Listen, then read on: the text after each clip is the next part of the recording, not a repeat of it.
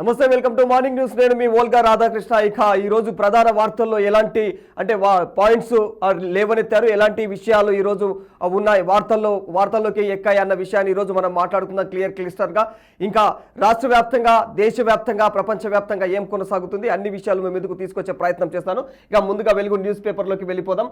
వెలుగులో వచ్చేసి ముందు గిల్ డబుల్ ఇంగ్లాండ్తో జరుగుతున్నటువంటి రెండో టెస్ట్లో టీమిండియా కెప్టెన్ శుభం గిల్ 387 బాల్స్లో 34లు 3 సిక్స్లతో 269 రికార్డు మోత మోగించాడు. కెరీర్లో తొలి డబుల్ సెంచరీతో ఇండియాకు భారీ స్కోర్ సాధించాడు. రవీంద్ర జడేజా 89 కూడా చేయి వేయడంతో 89 చేయడంతో ఇండియా తొలి ఇన్నింగ్స్లో 151 ఓవర్లలో 587 రన్స్ ఆల్అౌట్ అయింది మన ఇండియా. ఇక వాషింగ్టన్ సుందర్ అయితే 42 పర్వాలేదనిపించుకున్నాడు. ఇక సోయబ్ బషీర్ వచ్చేసి 3, క్రిస్ వోక్స్ వచ్చేసి జోస్, క్రిస్ వోక్స్ వీళ్ళంతా టంగ్ చేరుకొని వీళ్ళందరూ కూడా వికెట్లు తీశారు. తర్వాత బ్యాటింగ్కు దిగినటువంటి ఇంగ్లాండ్ ఆట ముగిసే సమయానికి తొలి ఇన్నింగ్స్లో 20 ఓవర్లలో 77 పరుగులకు 3 వికెట్లు స్కోర్ చేసింది. ఇక జో రూట్ ఎవరైతే ఉన్నారో 18 చేసిండు. ఇంకా హ్యారీ బ్రూక్ వచ్చేసి 30. ఈయన పేరేం పేరు క్రీజ్లో ఉన్నారు వీళ్ళిద్దరు కూడా. ఇంకా 3వ ఓవర్లో వచ్చేసి వరుస బాల్స్లో ఆకాశ్ దీప్ వచ్చేసి 36 పరుగులకు 2 వికెట్లు తీసిండు.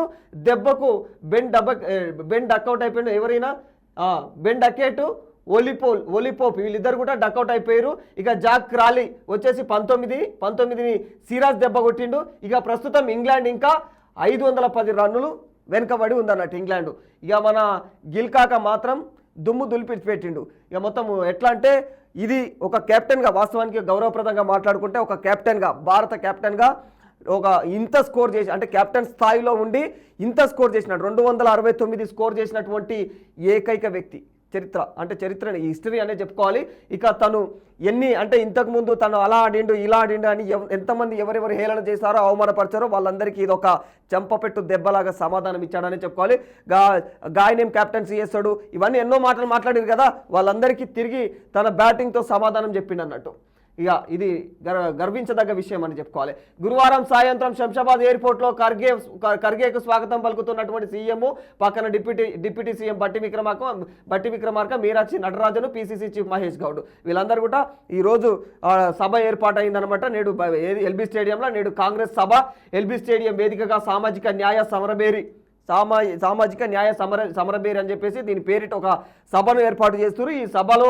ఈ సభ కోసం హైదరాబాద్కు చేరుకున్నాడు కాంగ్రెస్ చీఫ్ ఖర్గే. నిన్న ఆయన ఎయిర్పోర్ట్కి వచ్చినప్పుడు వీళ్ళందరూ కలిసి స్వాగతం పలికినటువంటి సన్నివేశంలో ఆ ఫోటో అది. అయితే హైదరాబాద్ ఎల్బీ స్టేడియంలో శుక్రవారం సాయంత్రం 4 గంటలకు సామాజిక న్యాయ సమరబేరి పేరుతో కాంగ్రెస్ పార్టీ సభ నిర్వహించనుంది. ఈరోజు నిర్వహిస్తుంది. అయితే రాష్ట్ర వ్యాప్తంగా కూడా అన్ని గ్రామ శాఖల పార్టీ అధ్యక్షులతో పాటు ఇతర నేతలు కూడా ఇందులో పాల్గొననున్నారు. ఇక సభకు ఏఐసిసి చీఫ్ మల్లికార్జున ఖర్గే ముఖ్య అతిథిగా హాజరు కానున్నారు. గురువారం సాయంత్రమే ఆయన హైదరాబాద్కు చేరుకోనున్నారు. కాగా సభకు ముందు ఉదయం 11 గంటలకు గాంధీ భవన్లో పీసీసీ రాజకీయ వ్యవహారాల కమిటీ ఏర్పాటు చేసి రాజకీయ సలహా కమిటీ సమావేశాలు ఉమ్మడిగా జరగనున్నాయన్నట్లు తెలుస్తుంది. అయితే వాస్తవానికి ఈరోజు యాక్చువల్గా తర్వాత 2 గంటల సమయంలో ఇంకా ఎల్బీ స్టేడియంలో ప్రోగ్రామ్ ఉంది. ఇంకా 11 గంటల సమయంలో మాత్రం ఇప్పుడు ఇక్కడ మన గాంధీ భవన్లో పీసీసీ ఆ వర్గంలో ఎలాంటి రాజకీయ మార్పులు చోటు చేసుకోవాలి, ఏ విధంగా ప్రజల దగ్గర వ్యవహరించాలి అన్న కోణంలో అయితే సలహాలు ఇచ్చే అవకాశాలు ఉన్నాయి ఈరోజు ఖర్గే గారు. ఇక అక్కడి నుంచి సామాజిక న్యాయ సమరబేరి సభలో పాల్గొనేందుకు కూడా గురువారం సాయంత్రం హైదరాబాద్కు చేరుకున్నటువంటి ఏఐసిసి చీఫ్ మల్లికార్జున ఖర్గేకు పార్టీ నేతలు కూడా ఘన స్వాగతం పలికారు. ఢిల్లీ నుంచి CM Revanth Reddy, deputy CM Bhatti Vikramarka, party in-charge Meenakshi Natarajan, PCC chief Mahesh Goud స్వాగతం పలికారు. అనంతరం ఖర్గే బంజారా హిల్స్లోని తాజ్ కృష్ణ హోటల్కు చేరుకున్నారు. అయితే ఇదంతా మనకెందుకు కానీ ఆయన నిన్న శంషాబాద్ ఎయిర్పోర్ట్ దిగాడు, బంజారా హిల్స్లో తాజ్ కృష్ణ హోటల్కు పోయే టైంలో వీళ్ళందరూ స్వాగతం పలికి పంపించారు. ఈరోజు ఇక ఇదొక సమరబేరి సభ అని చెప్పేసి సామాజిక న్యాయ సమరబేరి సభ అని చెప్పేసి ఒక సభ ఏర్పాటు చేసి వాళ్ళ ప్రోగ్రాంలు వాళ్ళ కథలు అవన్నీ కూడా వాళ్ళు మాట్లాడుకొని ఉన్నారు అన్నట్టు. ఈరోజు పార్టీ వ్యవహారాలు కావచ్చు, ఏ విధంగా ముందుకెళ్ళాలి ఇవన్నీ. ఇందిరమ్మ ఇండ్లు జోరుగా, ప్రధానంగా వెలుగులో వేసిన వార్త ఏంటంటే ఇందిరమ్మ ఇండ్లు జోరుగా వేగంగా నిర్మాణాలు పూర్తి చేయనున్న సర్కార్. ఇక సూర్యాపేట జిల్లాలో ఇక్కడ ఈ ఇల్లు గురించి మాట్లాడుతున్నారు. ఇక స్కీమ్ అమలుపై స్పెషల్ ఫోకస్, గ్రీన్ ఛానల్ ఏదైతే ఉందో దాని ద్వారా నిధులు విడుదల, ప్రతి సోమవారం కూడా ఏదైతే లబ్ధిదారుల ఖాతాల్లో ఆర్థిక సహాయం జమ, ఇక పనులు ప్రారంభానికి నిధులు లేకపోతే లబ్ధిదారులకు మహిళా సంఘాల నుంచి లోన్లు, గ్రూప్ 1 ఆఫీసర్లకు స్కీమ్ అమలు బాధ్యతలు పర్యవేక్షిస్తున్నటువంటి మంత్రులు, ఎమ్మెల్యేలు, కలెక్టర్లు అన్ని జిల్లాల్లో స్పీడ్ అందుకున్న నిర్మాణ పనులు. వాస్తవానికి ఇదంతా బాగానే ఉంది. ఇందిరమ్మ ఇండ్ల ప్రోగ్రామ్ అనేది మంచి పద్ధతే, మంచి ప్రోగ్రామే, అంతా బాగానే ఉంది. వాళ్ళను కక్కకుండా మింగకుండా చేస్తారు జనాలని. ఈ ప్రోగ్రామ్ అంటే ఎట్లుందంటే ఇచ్చుడు 5 లక్షలు, పేరు పెద్దగా డబ్బా కొట్టుకున్నాడు. ఇక దానివల్ల వచ్చే సమస్యలు ఖచ్చితంగా ఇప్పుడు నేను మీ ముందు మాట్లాడతా. 5 లక్షలు ఇస్తే బేస్మెంట్కి సరిపోవి 5 లక్షలు. సరే ఒకటే, ఇంతకుముందు ప్రభుత్వం డబల్ బెడ్రూమ్ అన్నది, వాళ్ళు అట్లనే డబ్బా కొట్టిరు. డబల్ బెడ్రూమ్ ఏడ నిర్మించురో, ఎవరికి ఇచ్చిరో ఎవరికి తెలియదు. అది ఇక మళ్ళీ ఈలో కొత్త ప్రోగ్రాం పెట్టిరు. దీనివల్ల కొన్ని లక్షలు వాళ్ళు వెనకేసుకోవాలి కదా. ఇది ఒక ప్రోగ్రాం, ఏది ఆ పైసలన్నీ వెనక కూడా కట్టుకోనికి ఇది ఒక ప్రోగ్రాం.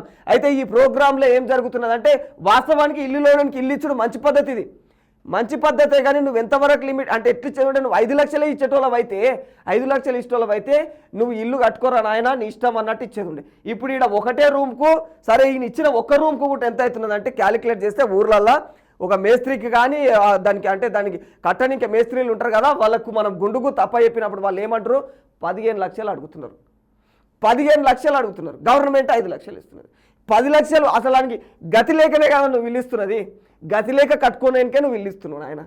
గతి లేక కట్టుకోవడానికి ఇల్లు ఇచ్చినప్పుడు నువ్వు 15 లక్షలు అడుగుతున్నారు బయట. 10 సరే 10 పెడదాం, 7 తేవాలి, ఇంకో 5 7 తెచ్చుకుంటాడు. సాధ్యం కాని పనే కదా అది. సాధ్యం కాకనే ఇల్లు పెట్టుకోలేడు కదా ఇన్నేళ్ళు వాళ్ళు.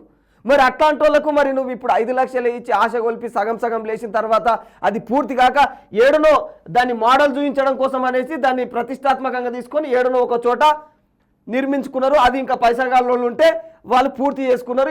ఇట్లా ఏర్పడిన తర్వాత ఇల్లు మాత్రం ఇట్లా అందంగానే ఉంటుంది. ఈ విధంగా ఏర్పడుతుంది, ఇట్లా కట్టుకోవచ్చు. ఇంతిల్లు ఏర్పడుతుంది కానీ 5 లక్షల ఏర్పడదు. అది 5 లక్షలకు బూనాది కాదు, గోడలు అవి బూనాది కాడనే, అది ఏమంటారు దాన్ని, బేస్మెంట్ కాడనే సరిపోవు ఆ పైసలు. తెలియదు ఆ లెక్కలు. ఎంత డెవలప్ అంటే ఎంత పైసా. ఇప్పుడు ఏ కాలంలో ఉన్నారు? 5 లక్షల ఇల్లు పూర్తయ్యేది ఇప్పుడు అది 2000 సంవత్సరం కంటే ముందు, పూర్వం. అది 2000 సంవత్సరం తర్వాత 5 లక్షల ఇల్లు కట్టిన ఎవరో చూపిరి. సాలని అంటే బాగా ఆకలిగా ఉన్నవానికి తీసుకుపోయి ఒక ముగ్గ మూతికాడ వాసన ఇట్లా వాసన చూపించి, ఇగో నేను ఇంక అన్నం పెడుతున్నాను అందరి దగ్గర చూపించి ఫోటోలు దిగి అన్నం ముద్ద కూడా మళ్ళీ నోట్లో పెట్టకుండా కుక్కకు వాడేసినట్టు ఈ పని వ్యవహారం అంతా గట్లనే ఉంటుంది. సరే మంచి పద్ధతి చేద్దాం అనుకున్నప్పుడు అనుకూలంగా ఇష్టం వచ్చిన వాళ్ళు చెప్పిన నిడివిల్నే కట్టాలి, వాళ్ళు చెప్పిన సైజులనే కట్టాలి. అంతకంటే తగ్గించవద్దు. మళ్ళీ నీ 5 లక్షల తగ్గియాల్సి వస్తుంది. మరి అంతకంటే పెంచుకోవద్దు. నీ 5 లక్షల ఇక పెంచుకునేటోనికి అవసరం లేదు. కానీ తగ్గించుకోవాలనుకున్నోనికి 5 లక్షలనే కట్టుకోవాలనుకున్నోనికి మరి ఇది వెసులుబాటు కరెక్టేనా? ఇది 5 లక్షల పూర్తి కాదు కదా. మరి అట్లాంటప్పుడు వాళ్ళు ఇష్టం వచ్చిన సైజుల్లోనే కట్టుకొని మేము 5 లక్షలు ఇస్తాం అనేది ఇస్తే అదొక మంచి పద్ధతైన హామీ ఉంటుండే గట్లు. ఇక ఇది ఇంకోటి వచ్చేసి మోదీకి ఘన పురస్కారము. ప్రధాని నరేంద్ర మోదీకి ఘన అత్యున్నత పురస్కారం లభించింది. ఆయనను the officer of the order of the star of ఘన, ఇన్నాఫ్లు ఉన్నాయి, ఆఫ్ ది అవార్డులతో ఆ దేశం సత్కరించింది. ఇక విశిష్ట రాజకీయ ప్రజ్ఞత, ప్రపంచ దేశాలను ప్రభావితం చేయగలటువంటి నాయకత్వానికి కానీ మోదీకి ఈ అవార్డు దక్కిందంట. ప్రపంచ దేశాలనే ప్రభావితం చేసేటటువంటి నాయకత్వ లక్షణాలు ఉన్నటువంటి వ్యక్తి నరేంద్ర మోదీ. కరెక్టే, అంతా బాగానే ఉంది. కానీ దేశంలో ఏం జరుగుతుంది? ఒక మణిపూర్ గొడవలు కావచ్చు, ఆ మణిపూర్ వ్యవహారంలో ఎట్లాంటి అల్లర్లు ఇంకా కొనసాగుతున్నాయి, వాటి వ్యవహారం ఇంకెందుకు సద్దుమణుగుతలేదు. నిజంగా ఇంట గెలిచి రచ్చ గెలవాలి. ఇంట్లో మాత్రం 7 భూజ ఆనే ఉన్నది, ఇంట్లో 7 కథలు ఆనే ఉన్నాయి. నువ్వు ఇల్లు అలుక్కొని మంచిగా ఇల్లు నీట్గా పెట్టుకొని ముగ్గులు వేసుకొని సింగారం పెట్టుకొని బయట పోయి సాంపిదల్లి ఆకిలి సింగారం చేయాలి. కానీ ఇల్లు బూజు పట్టాలి, ఆకిలేమో అందంగా ఉండాలి. నీ అట్లనే ఉన్నది ఈ కథ అంతా కూడా. సరే ఆయన వ్యక్తిగతంగా మంచోడు, వ్యక్తిగతంగా ఆయన పనులు బాగుంటాయి. కానీ పార్టీలోకి వచ్చేసరికి ఏం కొనసాగుతుంది? పార్టీ వ్యూహాల్లో కావచ్చు, రాజకీయంగా పార్టీ వ్యవహారాల్లో వ్యవహరిస్తున్నప్పుడు దేశవ్యాప్తంగా ఎలాంటి పరిణామాలు చోటు చేసుకుంటున్నాయి? నువ్వు అంటే ఖచ్చితంగా దేశాభివృద్ధికే పనిచేస్తున్నామన్న కోణంలో మాట్లాడుతున్నప్పటికీ కూడా సాధారణ ప్రజలను ఎందుకు పీడిస్తున్నారు? ఆ ట్యాక్స్ల పేరుతోటి, జిఎస్టీల పేరుతోటి అడ్డగోలుగా పెట్రోల్ రేట్లు మీరు వచ్చిన తర్వాత రేట్లు ఏ రేంజ్లో పెరిగినాయి. సరే అది సిచ్యువేషన్ బట్టి జీడిపి ఏదో అంటారు, అవన్నీ కథలు దాని మీద ఆధారపడి ఈ పెట్రోల్ రేట్లు పెరిగినాయి అనుకుందాం. మనిషి మీద మీ చేతిలో ఉన్నది కూడా మీ చేతులారు ఉన్నది కదా. జిఎస్టీలు సాధారణ ప్రజల మీద, మామూలు బీద వికారిగాళ్ళ మీద అసలు ట్యాక్సీలు వేయొద్దు అన్న విధానం మీ చేతిలోనే ఉన్న పని కదా అది. అయినా కూడా వాళ్ళని కూడా దండి దోపిడీ చేస్తారు. గసంటి అంటే ఇంకా మణిపూర్ గొడవలు ఉన్నాయి, ఇప్పటికీ సర్దుమనగలే. ఇక గతకుముందు కాంగ్రెస్ ప్రభుత్వం ఉన్నప్పుడు కేంద్రంలో మొత్తం కాశ్మీర్ గొడవలు కనిపిస్తుండేది, ఇప్పుడు మణిపూర్ గొడవలు కనిపిస్తున్నాయి. ఎవరేం సుఖం కాదు, ఏదో ఒక పాయింట్ ఉంటుంది, ఆ పాయింట్ను సాల్వ్ ఏరీలు అవి తరాలు ఎప్పుడు యూజ్ చేసుకుంటారు అంటే మంచి ఘాట్ అయిన. ఇప్పుడు ఎలక్షన్లు వచ్చినప్పుడు ఆయన మణిపూర్ గొడవలు తీసుకొస్తాడు నాకు తెలిసి, అప్పుడు ఆడ పోయి నేను సాల్వ్ చేసినట్టు బిల్డప్ ఇస్తారు. అమర్నాథ్ యాత్ర ప్రారంభం. అమర్నాథ్ యాత్ర కాశ్మీర్ లోయలోనే బేస్ క్యాంపుల నుంచి గురువారం ప్రారంభమైంది. ఇక ఏదైతే గందర్బాల్ జిల్లాలోని బాపాల్ట్ పహల్గామ్లోని ఏదైతే నున్వాన్ క్యాంపుల నుంచి 2 బ్యాచ్ల యాత్రికుల ప్రయాణానికి అధికారులు జెండా ఊపారు. ఇక అక్కడ పహల్గామ్లో మొన్న జరిగిన అటాక్ల తర్వాత ఇంకా మంచి బందోబస్తు భద్రతలు ఏర్పాటు చేయడం జరిగింది. అక్కడి నుంచి అమర్నాథ్ యాత్రకైతే మళ్ళీ ఎలాంటి ఆటంకం లేకుండా అక్కడ కార్యక్రమాలు చేపట్టారు. అక్కడ ఇక ప్రస్తుతం అయితే అమర్నాథ్ యాత్ర కాశ్మీర్ లోయలోని బేస్ క్యాంపుల నుంచి గురువారం నిన్న స్టార్ట్ అయింది అన్నట్టు. ఇక గిరిజన మహిళా సొసైటీలకు ఇసుక క్యాంపులు. సహజ వనరులపైన ఆదివాసులకే పూర్తి హక్కులు కల్పించే దిశగా రాష్ట్ర సర్కార్ ముందుకెళ్తోంది. ఇక ఏదైతే ఏజెన్సీ ఏరియాల్లోని ఇసుక రీచ్లను ఎక్కడికక్కడ గిరిజన మహిళల సొసైటీలకు అప్పగించాలని నిర్ణయం తీసుకుంది. ప్రభుత్వం మాత్రం విద్యా విధానం పట్ల, ఇప్పుడున్న ప్రభుత్వం కాంగ్రెస్ ప్రభుత్వం రాష్ట్రంలో విద్యా విధానం పట్ల, మహిళల సాధికారత పట్ల మాత్రం ఖచ్చితంగా మంచి నిర్ణయాలు తీసుకుంటుంది. ఒక్క ప్రభుత్వము అన్ని పనులు పక్కా చేయలేదు, ఒక ప్రభుత్వము ఏవో 1-2 పనులు చక్కదిద్దుతుంది. అందులో ఈ ప్రభుత్వం చక్కదిద్దేది విద్య గురించి, మహిళల గురించి మంచిగా పట్టించుకుంటున్నది. ఇక ఇందిరమ్మ ఇండ్ల వివరాలు ఇవంట. మంజూరు చేసినవంట ఎన్ని 3 లక్షలు. పనులు మొదలైనవి 136,390. స్లాబ్స్ పూర్తయినవి 1,347. బేస్మెంట్ పూర్తయినవి 20,075. గోడలు పూర్తయినవి 3,871. ప్రభుత్వ సాయం అందించినటువంటి లబ్ధిదారులు 16,563. ఇక లబ్ధిదారుల ఖాతాలో జమ చేసినవి నిధులు. ఎదుడు మంజూరైన ఇండ్లు ఎన్ని? 3 లక్షలు. కనీసం పనులు మొదలైనవన్నీ ఇన్ని మొదలైనవి ఇట్లా 136,000. స్లాబ్స్ పూర్తి కానివన్నీ పూర్తి కానివన్నీ ఉన్నాయి చూడు, అంటే ఒక 1,347 ఉన్నాయంట. బేస్మెంట్ పూర్తి కానివి 20,000 మీద ఉన్నాయి. అంటే వీళ్ళ పైసలు సరిపోవు, అది క్లారిటీ వీళ్ళే లెక్కలు వేసుకుంటారు. మళ్ళీ ఈ పేపర్ ఎవరిది అన్నది వివేక్ అన్నది. కాబట్టి వివేక్ అన్న ఎన్నున్నాడు? కాంగ్రెస్లో ఉన్నాడు. కాబట్టి ఇవన్నీ వాళ్ళ లెక్కలు. గోడలు పూర్తయినాయి వాళ్ళే చెప్పుకుంటున్నారు. గోడలు పూర్తయినాయి కేవలం 3,871 మాత్రమే. ఇక ప్రభుత్వ సాయం అందిన లబ్ధిదారులు ఎంతమంది అయ్యా అంటే 3 లక్షల మంజూరు ఇండ్లల్లా వాళ్ళకు 16,563 అంట. ఇది ఖచ్చితమైన సంఖ్య అయితే కాదు, ఇది వాస్తవం. ఇది ఖచ్చితమైన సంఖ్య అయితే కాదు. ఇక అవి పరిస్థితులు. లబ్ధిదారుల ఖాతాలో జమ చేసిన నిధులు 173,998 కోట్లు.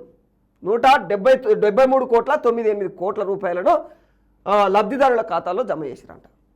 ఇంకా వేడుకోతో ఎక్కడ పోతాయి అవి వాళ్ళ ఖాతాలో జమ అయ్యేది లేదు, చేసేది లేదు. ఇక ఇప్పటికే ఇవన్నీ యాదాద్రి ఈ ఏరియాలలో సైదాపురం లాంటి గ్రామాలలో నిర్మించినటువంటి ఇండ్ల పరిస్థితి గోడల కానీ ఇట్లా ఆగిపోయి ఇవన్నీ ములుగుతాయి. ఏమున్నది ఇక మనకు తెలియని పంచాయతీ ఏం కాదు. ఇక 7 వాడ గట్టనే ములుగుతుంటే వాళ్ళకి నిధులు వచ్చేది.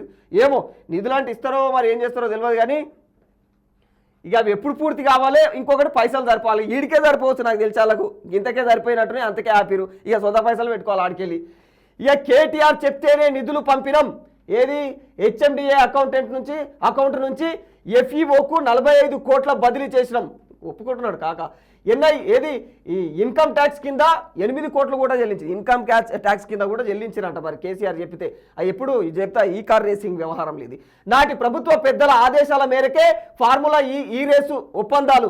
ఏసీబీ విచారణలో ఐఏఎస్ అరవింద్ కుమార్ వెల్లడించిండు. అంటే ఏసీబీ విచారణలో ఐఏఎస్ అరవింద్ వెల్లడించిండు. ఈయన 6 గంటల పాటు స్టేట్మెంట్ రికార్డు చేసిరినది ఏసీబీ అధికారులు. అయితే మొత్తం కూడా ప్రభుత్వమే చేయమన్నది. ఇది ప్రభుత్వం మీద తోసిపుస్తున్నారు. లాస్ట్కు కరెక్టే, మరి ఎవరు చేయమంటే వాళ్ళ మీద చెప్తున్నాడు. మరి ప్రభుత్వం చేయమన్నది లాస్ట్కు 8 కోట్ల ట్యాక్స్ కూడా కట్టిరంట. ఆయన దానికి ఎంత ఎన్ని కోట్ల 45 కోట్ల దానికి బదిలీ వాళ్ళకి ట్రాన్స్ఫర్ చేస్తే దానికి 8 కోట్ల ట్యాక్స్ కూడా కట్టినామని చెప్తున్నాడు. అయినా కూడా మేము పూసలం ఇక మాకేం తెలియదు అన్న కాన్సెప్ట్లో మాట్లాడుతుంటారు అన్నట్టు. పెద్ద పెద్ద మీసాలు లంగపూస ఏసాలు మొత్తం ఏషాలు అన్నీ కూడా అట్లుంటాయి అన్నట్టు. కానీ చేసేటి దండి దోపిడి పనులు మళ్ళీ ఈడొచ్చి పేపర్ ముంగల టీవీలలో మాత్రం మేము గల్లెగరేసుకొని మాట్లాడతాం, మేము అంతు చూస్తాం, మేము ఖబర్దార్, ఈ పదాలన్నీ గమ్మతుంటాయి. ఇవన్నీ ఆ వేడికేలు పుట్టుకొచ్చినాయి ఏమో. రాష్ట్ర హైకోర్టుకు 4 కొత్త జడ్జీలు, కేంద్రానికి సిఫార్సు చేసినటువంటి సుప్రీంకోర్టు కొలీజియం, మొత్తం 6 రాష్ట్రాల హైకోర్టులకు జడ్జీల నియామకం. అందులో మనకు మాత్రం మన తెలంగాణ రాష్ట్రానికి మాత్రం ఈ 4 హైకోర్టు చలపతిరావు సుద్దాల, గాడి ప్రవీణ్ కుమారు, గౌస్మీరా మొహిదుద్దీన్, వాకిటి రామకృష్ణారెడ్డి, వీళ్ళు ఈ జడ్జిలు ఈ 4 కూడా తెలంగాణ హైకోర్టుకు కేటాయించింది సుప్రీంకోర్టు. ఇంకా 6 రాష్ట్రాలకు కూడా ఇంకా ఒక్కొక్కరికి జడ్జిలను కేటాయించడం జరిగింది. ప్రస్తుతం సిగాచి నిపుణుల కమిటీ ప్రధాన ఘటన పైన ఆరా, మిషనరీ విడి భాగాలు, పలు శాంపిళ్ల సేకరణ. మిషనరీ విడి భాగాలు ఏవైతే ఉంటాయో అక్కడ పేలిపోయిన భాగాలు కావచ్చు, ఇంకా దానికి శాంపిళ్లు కావచ్చు, అవన్నీ సేకరించింది ఒక కమిటీ ఏర్పడింది. ఆ కమిటీ ఏర్పడి సిగాచి ఫ్యాక్టరీలో ప్రమాద స్థలాల పరిశీలిస్తున్నటువంటి నిపుణుల కమిటీ అక్కడ తిరుగుతున్నారు వాళ్ళు. ఇక వాళ్ళు అవన్నీ సేకరించి వాస్తవానికి అక్కడ ఏర్పడ్డ పరిస్థితి ఏంది అన్న కోణంలో చూస్తే అక్కడ ఏవైతే రియాక్టర్లు ఉంటాయో ఆ రియాక్టర్లు పేలి అవి ప్రెజర్కు లోనయ్యి పేలినయి, అందుకోసమే అక్కడ ప్రమాదం జరిగిందన్న కోణంలో మాత్రం కనిపిస్తుంది క్లియర్గా. కానీ దాన్ని కప్పిపుచ్చుకుంటున్నాడు. టెక్నికల్గా అక్కడ ఎలాంటి ప్రాబ్లం లేదు అంటున్నారు. మరి అలాంటి ప్రాబ్లం లేనప్పుడు వాస్తవానికి అది డ్రగ్ కంపెనీ అన్నప్పుడు అక్కడ స్పార్కిల్స్ ఉంటాయి. ఏవి అక్కడ ఏం తయారవుతుంది? డ్రగ్ టాబ్లెట్లు తయారు చేస్తారా? సరే, ఒక పారాసిటమాల్ తీసుకుందాము, ఏదైనా ఇంకో గోళీ తీసుకుందాం. ఆ గోళీ తయారు కావడానికి, అది ఘన పదార్థంగా మారడానికి అక్కడ ఒక పిండి పదార్థం తయారు చేస్తారు. ఆ పిండి పదార్థం ఎట్లా తయారు చేస్తారు? ఒక లిక్విడ్ రూపంలో ఉంటుంది ఫస్ట్. ఆ లిక్విడ్ను ఒక రకమైన ప్రాసెసింగ్ చేసి ఏదైతే రియాక్టర్లు ఉంటాయో ఆ రియాక్టర్ల ద్వారా ఒక రకమైన హీట్ జనరేట్ చేసి ఆ హీట్ త్రూ ఈ లిక్విడ్ మొత్తం ఏమవుతుంది, ఒక బూడిదిలాగా కిందకి రాలేటట్టు చేస్తారు. పౌడర్ తయారు చేస్తారు. మనం ముఖానికి వేసుకునే పౌడర్ ఎట్లుంటుంది, పాండ్స్ పౌడర్, ఆ స్థాయిలో తయారు చేస్తారు. ఆ పౌడర్ స్పార్కిల్స్ అనేటివి ఖచ్చితంగా అక్కడ ఎయిర్లో నిక్షిప్తమై ఉంటాయి. అయితే అలా నిక్షిప్తమై ఉన్నప్పుడు అక్కడ ప్రమాదం కాకుండా వీళ్ళు లిమిట్గా అక్కడ ఆ ప్రాంతంలో కొన్ని నియమ నిబంధనలు పెట్టుకుంటారు. అవి క్రాస్ అయ్యి అక్కడ ఎక్కువ ఆ పౌడర్ ఎక్కువ గాల్లో ఎక్కువ ఉండేటప్పుడు అక్కడ ఏదైతే రియాక్టర్ ఉందో రియాక్టర్ యొక్క హీటు ప్రభావం, అంటే ఆ రియాక్టర్ హీటు ప్రెజర్ వల్ల హీటు పెరిగిపోయి అక్కడ స్పార్కిల్ అంటే చిన్న ఏవైతే అంటే ఆ పౌడర్ కణాలు ఉంటాయి కదా, ఏవి మన కెమికల్ పౌడర్ తయారైన ఆ కెమికల్ పౌడర్ యొక్క తత్వం ఎట్లుంటుంది అంటే బర్నింగ్ దానికి తత్వం ఉంటుంది. అంటే మంట రేగే తత్వం ఉంటుంది దానికి. అంటే ఏదైనా స్పార్కిల్ చిన్నది తాకినా చాలా ఎయిర్లో బగ్గుమని పొగలేస్తుంది. మరి అట్లాంటి ప్రాంతంలో వీళ్ళు ఎట్లాంటి జాగ్రత్తలు తీసుకోవాలి? డ్రగ్ తయారు చేసే అంటే ఒక కెమికల్ ఫ్యాక్టరీలో మీరు మీ యొక్క అంటే ఫ్యాక్టరీ చుట్టూ కూడా ఉండే గాలిలో ఆ పౌడర్ యొక్క కణాలు ఉంటాయి. అవి ఖచ్చితంగా ఏదైనా చిన్న నిప్పురవ్వ తాకినా కూడా బగ్గుమని పేలే ప్రమాదం ఉంటుంది. అవన్నీ ఇలా తెలుసు, అవన్నీ కంపెనీ యాజమాన్యానికి తెలుసు. కానీ ఆ నిర్లక్ష్యమే, అది పోవాలని ఎవడు అనుకోరు, ప్రాణాలు పోవాలని, కానీ నిర్లక్ష్యమే కదా అది. వీళ్ళు చేసే నిర్లక్ష్యం వల్ల అక్కడ ఏదో ఆ హీట్ వల్ల రియాక్టర్ హీట్ జనరేట్ చేయడం వల్ల అక్కడ ఆ గాలిలో మంటలు చెలరేగినాయి అన్నట్టు అక్కడ కొన్ని విశ్వసనీయ వర్గాల నుంచి వస్తున్న సమాచారం. వీళ్ళు మాత్రం ఇంకా కమిటీలు వేసి దాని గురించి ఆరాధిస్తున్నారు. వాస్తవానికి జరిగింది అది. అక్కడ అలాంటి జాగ్రత్తలు ఎవరు తీసుకోవాలి? యాజమాన్యం తీసుకోవాలి. యాజమాన్యానికి అంటే దానికి ఏంటంటే డబ్బులు రావాలి, ఎవరైనా పోవాలి, సంబంధం లేదు.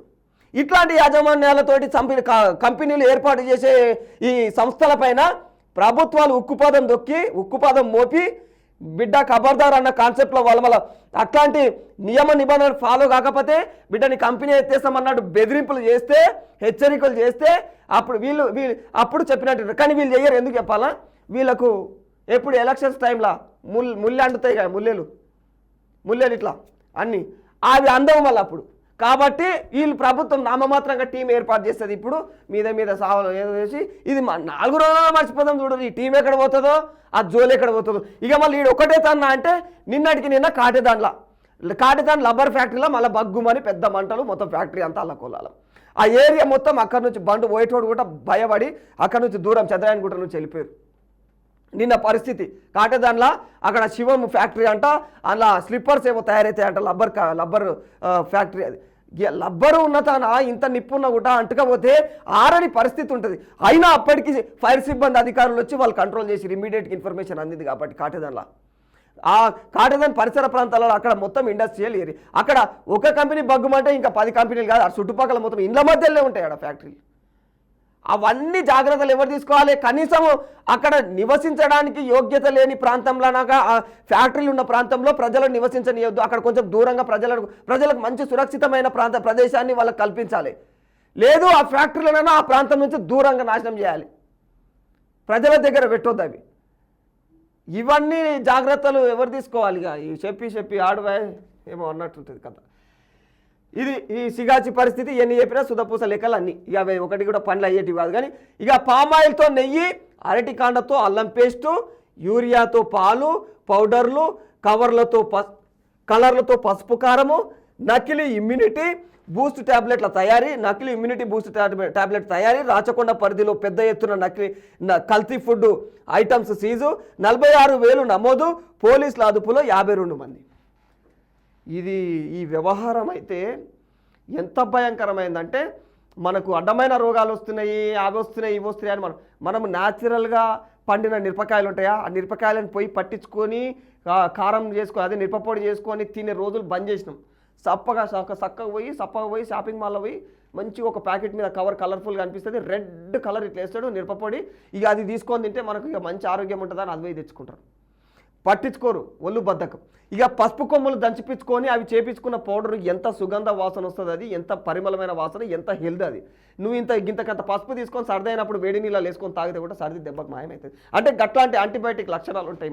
మన పెద్దలు ఈ పసుపు ఇవన్నీ ఇప్పుడు ఇక్కడ మాట్లాడుకునే ప్రతిదీ కూడా మన ఆరోగ్యం విషయంలో అది జాగ్రత్తలు, అంటే దాన్ని జాగ్రత్త తీసుకొని ఆ పదార్థాలను వాడారు.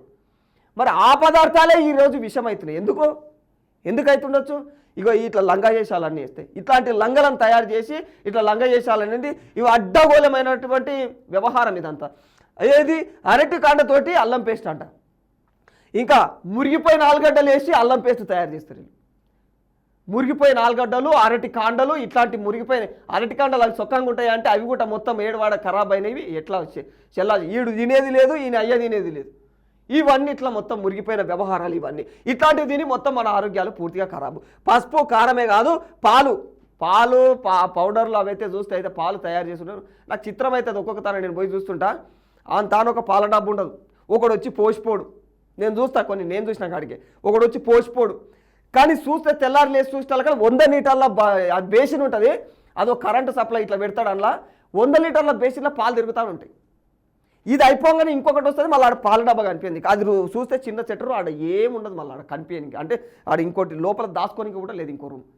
మరి అట్లాంటి ప్రాంతం గిట్ల కొనసాగుతుంది. అంటే ఏంటితో తయారవుతున్నాడు చాపాలు? నేను ఒక ఇన్స్టాగ్రామ్లో చూసిన, అవి ఏదో గింత లిక్విడ్ వేసిండు, గింత లిక్విడ్ వేస్తే లీటర్ పాలు తయారైంది. గట్లాంటి కెమికల్స్ తోటి పాలు తాగి వస్తున్నాం మనం.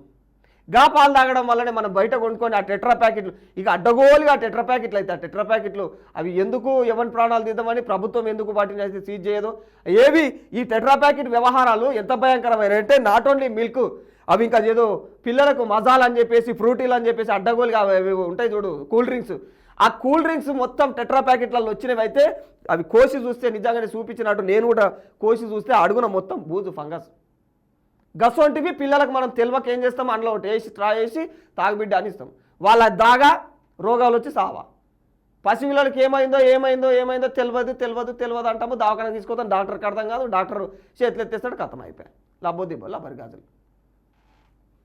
ఇట్లుంటుంది పరిస్థితి. యూరియాతోటి పాలు తయారు చేస్తారు వీళ్ళు. అడ్డమైన ఫుడ్ తయారు చేసి ఎవరి కొంపలు ఆరుస్తామని కొడుకులు ఇట్లాంటి వాళ్ళని మరి ఎందుకు కఠిన చర్యలు తీసుకోరు? మనము ఏదైతే మత్తు పదార్థాలు అడ్డగోలుగా వాటి మీద ఎట్లయితే ఈగల్ టీం ఏర్పాటు చేసినామో, ఈగల్ టీం ఏర్పాటు చేసి ఉక్కుపాదం మోపుతున్నామో, ఇగో ఇట్లా ఏవైతే కల్తీ పదార్థాలు ఉన్నాయో, ఆహార పదార్థాలను కల్తీ చేస్తున్నాం ఈ దరిద్రులను, ఈ గార్దులను, వీళ్ళను కూడా అట్లనే కంట్రోల్లోకి తీసుకురావాలి. ఓ టీం ఏర్పాటు చేసి ఈగల్ టీంలోకి ఇంకో టీం ఏర్పాటు చేసి ఇట్లాంటి హైదరాబాద్ వ్యాప్తంగా కూడా ముఖ్యంగా మెట్రో నగరాలను కంట్రోల్ చేస్తే ఈ కల్తీలు కావచ్చు, ఈ మత్తు పదార్థాల వ్యవహారాల మెట్రో నగరాలను కంట్రోల్ చేసుకునే కెపాసిటీ ఉండాలి ఏ ప్రభుత్వానికైనా. ఆ కెపాసిటీ వచ్చేసి ఇక గ్రామీణ ప్రాంతాలలో ఆ వ్యవహారమే ఉండదు. న్యాచురల్ ఫుడ్ తింటారు, న్యాచురల్గా బతుకుతుంటారు వాళ్ళు, వాళ్ళ జోలు అలాగుంటుంది. కానీ ఇక్కడ ఈ కల్తీ ఫుడ్ వ్యవహారంలో కూడా ఖచ్చితంగా ప్రభుత్వాలే చొరవ తీసుకొని ఆ టీములు ఏవో తయారు చేసి వీళ్ళ మీద ఉక్కుపాదాలు మోపాలి. ఇప్పటికీ జరుగుతున్నాయి సోదాలు చేస్తున్నప్పటికీ ఓ తానికి పోయేటలకల్లా ఇంకో తాను రెడీ అవుతున్నారు. అసలు వీళ్ళు అట్లా తయారు కాకుండానే ఇంకా కఠిన చర్యలు తీసుకోవాలి. ఇప్పటికీ సోదాలు జరుగుతున్నాయి, జరగట్లేదు అంటలే, కానీ ఇంకా కఠిన చర్యలు తీసుకోవాలి. అప్పుడు కానీ మనుషులు బతికి బట్టగట్టరు. లేదంటే ఇక మింగి నీళ్ళు తాగేటట్టున్నారు. మొత్తం వాళ్ళ బిజినెస్ల కోసము ఎంతమందినైనా చంపి పాడేసేటట్టున్నారు. అయినోళ్ళే ప్రాణాలు తీస్తున్నారు. ఆస్తి కోసం కొందరు, అనుమానాలతో ఇంకొందరు, చిన్న ఏదైతే పంచాదులతోనే మరికొందరు. రాష్ట్రంలో వరుసగా జరుగుతున్నటువంటి దారుణాలు ఒకటి కాదు, ఒక లెక్క కాదు. ఎన్ని మాట్లాడుకున్నా తక్కువనే. ఎందుకంటే నిజంగానే కొడుకు లేదు, తండ్రి లేదు, పిల్ల లేదు, తల్లి లేదు, కూతురు లేదు, అక్క లేదు, చెల్లి లేదు, తమ్ముడు లేదు, అన్న లేదు. ఎవరు చంపుకుంటుంటే ఇంటోళ్ళే చంపుకుంటారు. బయటోడు కాదు, ఇంటోనే చంపుకుంటారు. నువ్వు పెండ్లం మొగని చంపుతుంది. ఇవే కదా బయటోడు. ఇక ఎవరి మీద వచ్చి అత్యాయత్నం చేసి ఏడలేవు. మొత్తం నువ్వు ఈయన వార్తలు ఎవ్రీడే ఫాలో గారి మీరు. ఇంటోనే చంపేస్తాడు. ఆ పెండ్లమన్న కావచ్చు, తల్లి అన్న కావచ్చు, అన్ననన్న కావచ్చు, అక్కనన్న కావచ్చు, తమ్ముడన్న కావచ్చు, చెల్లెనన్న కావచ్చు, ఇంకెవరన్నా కావచ్చు. ఇవే పరిస్థితులు ఇవే ఉన్నాయి. బెట్టింగ్ల జోలికి వద్దని బుద్ధి చెప్పినందుకు తండ్రి ప్రాణాలు తీసిన కొడుకు. ఇట్లా నిన్న జరిగింది. బెట్టింగ్లు ఆడొద్దన్నందుకు తండ్రిని చంపినాడు.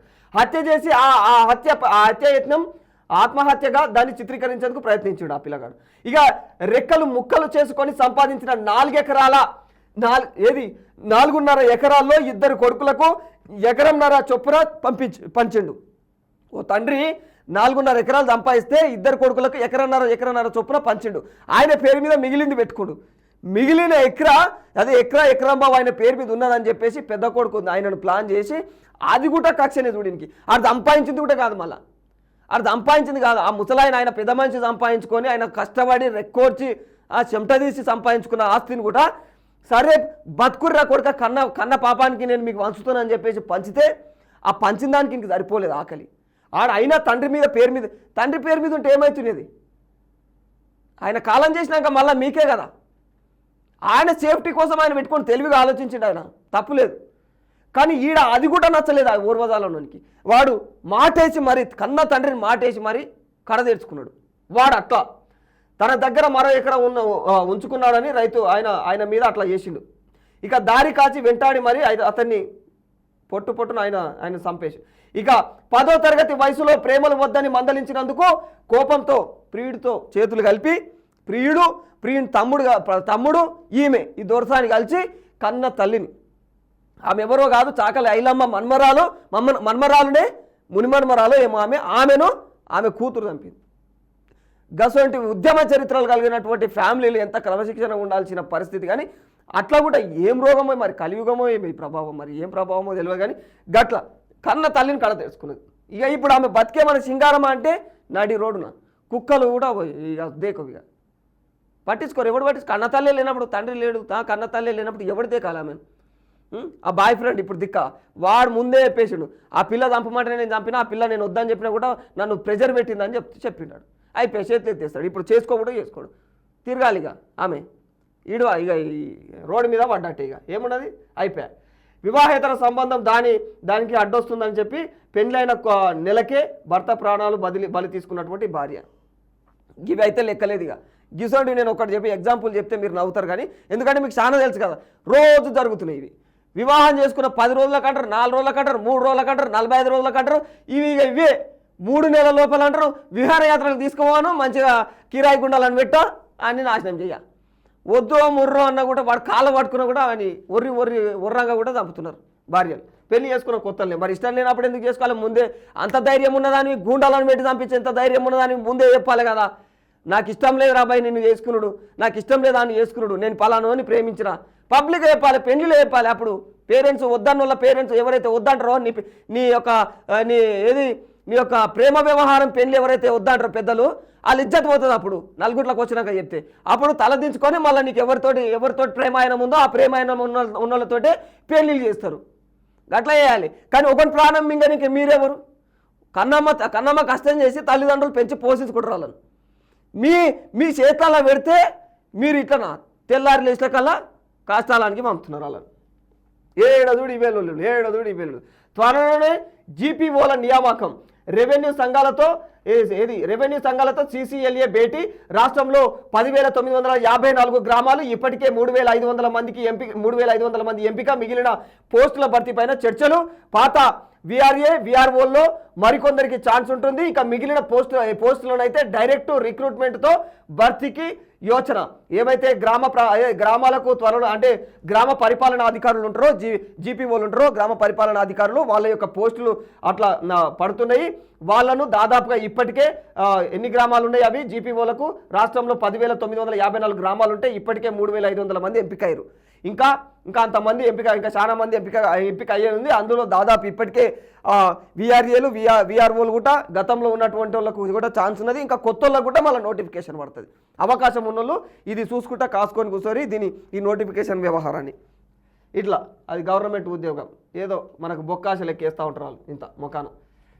ఇది వెలుగులో ఈరోజు ముఖ్యంగా ప్రచురించినటువంటి వార్తలు ఇవి.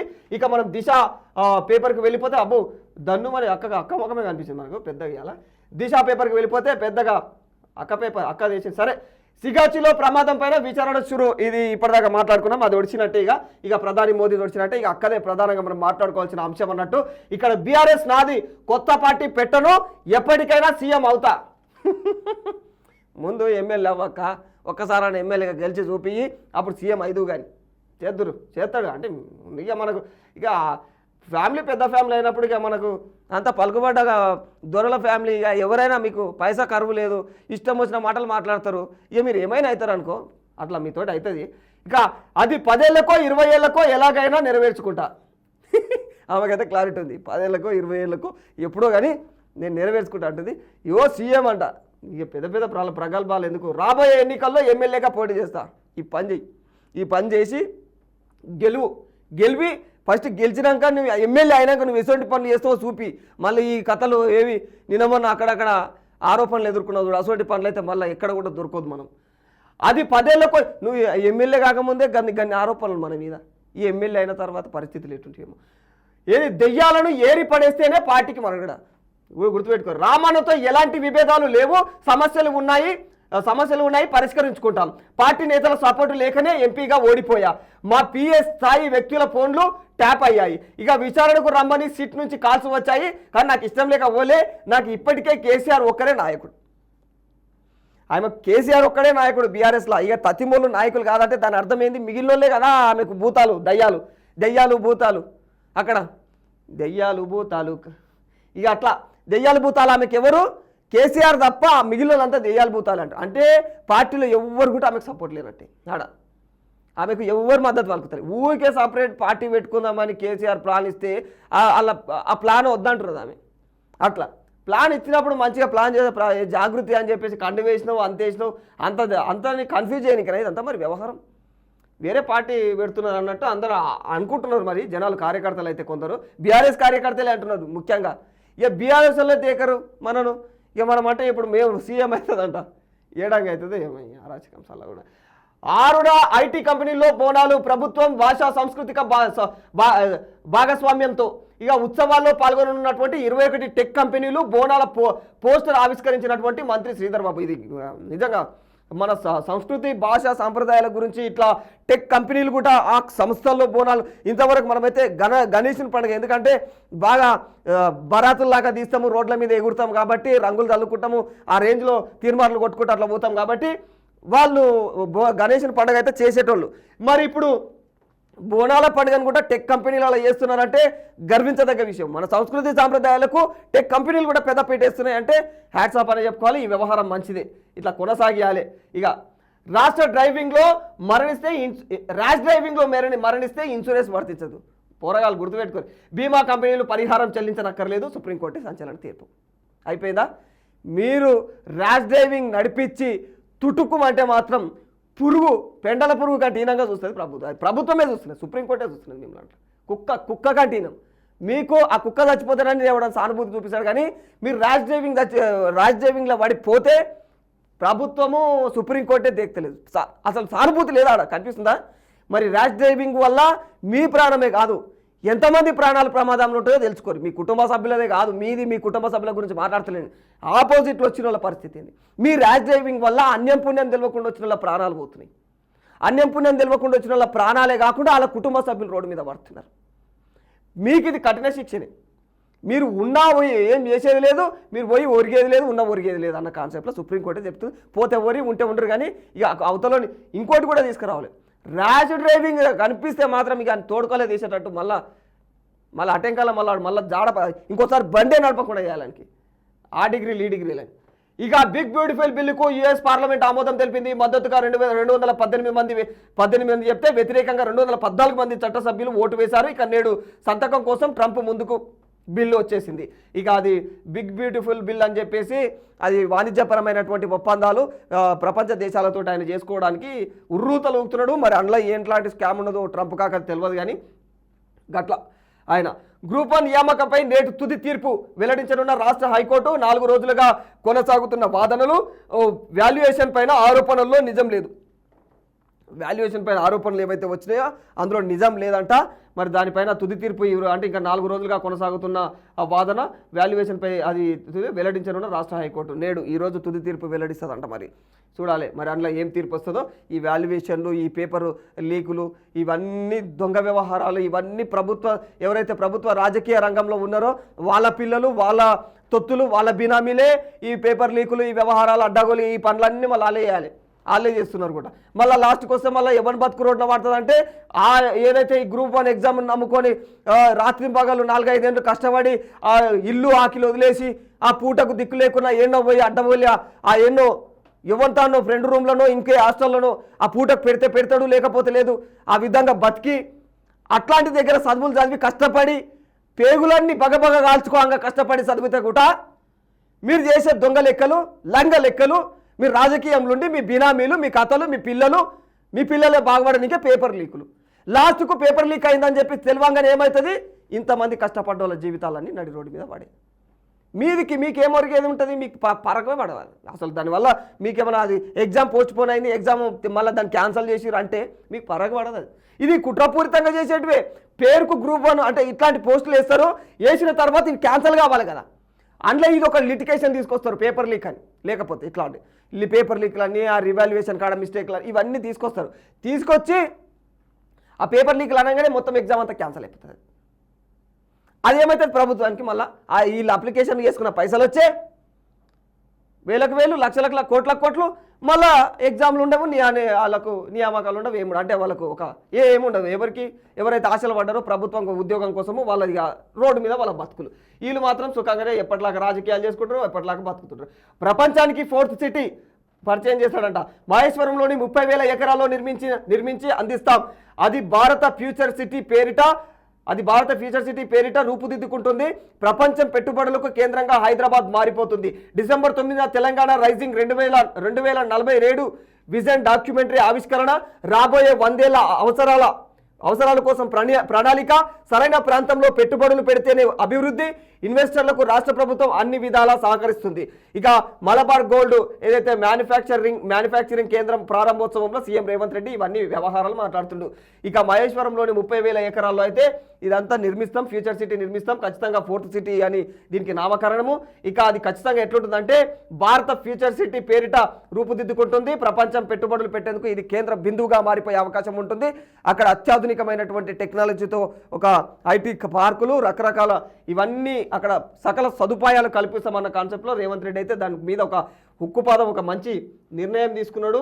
ఇక జూబ్లీ హిల్స్లో కొత్త ముఖం, అక్కడ ఇది చదివిమా కవిత చదివినాం కానీ, జూబ్లీ హిల్స్లో కొత్త ముఖం, క్లీన్ ఇమేజ్ ఉన్న వ్యక్తి కోసం అన్వేషణ ఆలోచిస్తున్న కాంగ్రెస్ నాయకత్వం. ఇక లిస్టులో సినీ వ్యాపార ప్రముఖులు, రిటైర్డ్ బ్యూరోక్రాట్స్. ఇక ఇప్పటికే పలువురి పేర్లపైన సర్వేలు పూర్తి. కమ్మ సామాజిక వర్గానికి ఫస్ట్ ప్రయారిటీ, సాధ్యం కాకుంటే మైనారిటీలకు టికెట్. అందరికీ సుపరిచితమైనటువంటి వ్యక్తిని బరిలోకి దింపాలని యోచన. ఇక్కడ వీళ్ళు బీసీలకు అంటారు, మైనారిటీలకు అంటారు, లాస్ట్కి వస్తే కమ్మ సామాజిక వర్గాన్ని మళ్ళీ ఆడ పెద్ద పెట్టేస్తారు. ఏడా జూబ్లీ హిల్స్ ప్రాంతంలో, ఇక్కడ మన ఈ ప్రాంతంలో ఇప్పటికే. ఇక ఇట్లాంటి వీళ్ళు కుటిలపూరితమైనటువంటి రాజకీయాలు చేస్తే ఇలా రాజకీయంలో ఏడ వస్తారు ఎస్సీలు బీసీలు ఏడొస్తారు ఇక ఈ వ్యవహారాలు సరే. అక్కడ మాత్రం మళ్ళీ ఇంకో కొత్త ముఖం కనిపించబోతుంది. అక్కడ మొన్న జరిగిన సంఘటన కారణంగా ఇక ఇప్పుడు మళ్ళీ ఉప ఎన్నికలు జరుగుతాయి. ఇక వీళ్ళొక్కరే అంటే ఖచ్చితంగా బీజేపీ బీఆర్ఎస్ అన్ని కూడా అక్కడ ప్రతి ఒక్కరికి కూడా అదొక ప్రతిష్టాత్మకంగా ఆ గెలుపు ప్రతిష్టాత్మకంగా మారే అవకాశం. ఎందుకు చెప్పాలా? ఎందుకంటే ఎవరి ప్రభావం ఏందో ఇప్పుడు తెలుస్తుంది అన్నట్టు. వీళ్ళ రాజకీయం అంటే కాంగ్రెస్ పాలన ఏ విధంగా ఉందనేది ఆ తీర్పు వల్ల తెలుస్తుంది, ప్రజల తీర్పు అక్కడ తెలుస్తుంది. బీఆర్ఎస్ రావాలన్నా రాష్ట్రంలో బీజేపీ రావాలన్నా అనేది ఆడ నిర్ణయించబడుతుంది అన్న కోణంలో అదొక ప్రతిష్టాత్మకమైనటువంటి ఎన్నికలా తయారైపోయింది ఇప్పుడు అక్కడ జూబ్లీ హిల్స్ ఎన్నిక అనేది. మరి అక్కడ గెలిచేది ఎవరో 3 పార్టీలకి అసలు అభ్యర్థులను ఇంకా ఖరారు చేసుకోలేరు. కానీ అభ్యర్థులు ఖరారు అయిన తర్వాత మాత్రం ఖచ్చితంగా డిసైడ్ అవుతుంది అక్కడ గెలిచేది ఎవరు అనేది. ఇక చూడాలి మరి అక్కడ ఆ ప్రాంతంలో గెలిచేది ఎవరు, ఓడేది ఎవరు. ఇక అంగన్వాడీల్లో ఏదైతే హెచ్ఏసిజి సేవలు పిల్లల పోషకాహార మెరుగుకు భాగస్వామ్యం, ముందుకొచ్చే స్వచ్ఛంద సంస్థలకు అవకాశం, సెంటర్ల బలోపేతానికి ఆన్లైన్ పోర్టలు, మహిళా శిశు సంక్షేమ శాఖ సమీక్షలో మంత్రి సీతక్క, చిన్నారుల్లో పౌష్టికాహారాన్ని మెరుగుపరిచేందుకు మహిళా స్వయం సహాయక బృందాలు స్వచ్ఛంద సంస్థలు సహకారం తీసుకోవాలని మంత్రి సీతక్క అధికారులను ఆదేశించింది. ఇక ముందుకొచ్చే స్వచ్ఛంద సంస్థలకు అవకాశం కల్పిస్తామన్నారు. దీనికి ప్రత్యేకమైనటువంటి ఆన్లైన్ పోర్టల్ అందుబాటులోకి తేవడానికి సూచిస్తూ ఉన్నారు. ఇక గురువారం ఏదైతే సెక్రటేరియట్లో మహిళా శిశు సంక్షేమ శాఖ పైన నిర్వహించినటువంటి సమీక్షలో ఆమె సీతక్క మాట్లాడుతుంది. అంగన్వాడీల ఏదైతే హెల్పర్ల పదోన్నతి యోచన, వయోపరిమితి పెంపు, ఇంకా ఏదైతే ఫైలు మీద మంత్రి సీతక్క సంతకం అయిపోయింది. ఇంకా సుమారు 4322 మందికి ప్రయోజనం అంట, 45 నుంచి 50 ఏళ్లకు వరకు. అయితే ఈ అంగన్వాడీలల్లో పౌష్టికాహారం చాలా ఇంపార్టెంట్. గతంలో నుంచి ఏ ప్రభుత్వం ఉన్నా అవగాహన లేని నాటి నుంచి కూడా దానిపైన ఒక ప్రత్యేకమైన ఫోకస్ ఉంటుండే. మరి అక్కడ అంగన్వాడీ పిల్లలకు పౌష్టికాహారాలు మంచిగా అందుతుండే. ఇప్పుడు కూడా కొనసాగుతూనే ఉన్నాయి. ఇంకా మంచిగా అందాలి అన్న కాన్సెప్ట్లో సీతక్క అయితే ఈ విధంగా అందరితోటి నిర్ణయం తీసుకుంటున్నది అన్నట్టు. ఇంకా ఎవరికి భయపడేది లేదు, పని చేసే వారిపైనే రాళ్లు రువ్వుతారు. మీనాక్షితో భేటీ అనంతరం కాంగ్రెస్ నేత కొండా మురళి, వరంగల్ పరిస్థితులన్నీ కూడా మేడంకు వివరించాం మంత్రి కొండా సురేఖ. అయితే ఈ మురళన్న మాత్రం గట్టిగా ఇస్తాడు, ఎవరన్నా చూడడు. అంటే మన మురళన్న లెక్క ఉండాలి ఖచ్చితంగా. ఇక తనమని ఏం లేదు, ఖచ్చితంగా ఎవరు అన్యాయం చేస్తున్నారు, ఎవరు అక్రమంగా మాట్లాడుతున్నారు, ఎవరు బురదలే కార్యక్రమాలు పెడుతున్నారు, ఇవన్నీ కూడా అన్న మీడియా కాక ఉన్నట్టు కుండబద్దలు పెట్టినట్టు మాట్లాడుతుంటాడు ఆయన. ఇక నేను అంటే దాని వరంగల్ పరిస్థితుల గురించి ఇంకా ఎవరైతే కాంగ్రెస్ నేత ఆమె ఉందో మీనాక్షితో ఆమెతోటి భేటీ అయినాను. నేడు ఎల్బీ స్టేడియంలో సామాజిక న్యాయ సమర బేరీ, ఇంకా కాంగ్రెస్ పార్టీ ఏదైతే ఉందో కార్యకర్తలు సమహేళనం. ఇక హాజరు కానున్నటువంటి AICC chief Mallikarjuna Kharge, CM Revanth Reddy, ఇంకా కేసీఆర్కు ఇది ఈరోజు ఆ ప్రోగ్రాం ఉంది. అది కథ. కేసీఆర్కు అస్వస్థత, పెరిగినటువంటి షుగరు, తగ్గిన సోడియం లెవెల్స్, యశోద ఆసుపత్రిలో అడ్మిట్. ఇక హెల్త్ బులెటిన్ విడుదల, మెరుగైనటువంటి చికిత్స అందించండి సీఎం రేవంత్ రెడ్డి. కేసీఆర్ హెల్త్ పరిస్థితి బాగలేదంటే కూడా, యశోదలో జైన్ అయితే కూడా ఆయనకు మెరుగైనటువంటి అది వైద్యాన్ని అందించండి అన్న కోణంలో సీఎం రేవంత్ రెడ్డి చెప్పిండు అన్నట్టు ఇక్కడ వీళ్ళు వేసుకున్నారు. ఇక పూడికతో ప్రాజెక్టులకు ముప్పు, పడిపోతున్నటువంటి నీటి నిల్వల సామర్థ్యము, ఇక నిర్లక్ష్యంగా వ్యవహరించినటువంటి గత ప్రభుత్వము, ప్రతి ఏటా కూడా తగ్గుతున్నటువంటి ఆయకట్టు, ఇక ఎవరైతే చివరికి అందని నీళ్లు వృథాగా సముద్రం పాలు, భారీ ఖర్చుతో కూడినటువంటి పని దృష్టి పెట్టినటువంటి కాంగ్రెస్ సర్కారు ఏదైతే సీల్డ్ తీసేందుకు ఏదైతే పైలట్గా 3 ప్రాజెక్టుల ఎంపిక, నెలలు గడుస్తున్నా కూడా ప్రారంభం కాని పనులు. ఈ పూడికతో ప్రాజెక్టులకు ముప్పు. ఈ పూడికలు తీస్తే పడిపోతున్నటువంటి నీటి నిల్వల సామర్థ్యం, నిధుల కోసం కేంద్రానికి రాష్ట్ర ప్రభుత్వం విజ్ఞప్తి.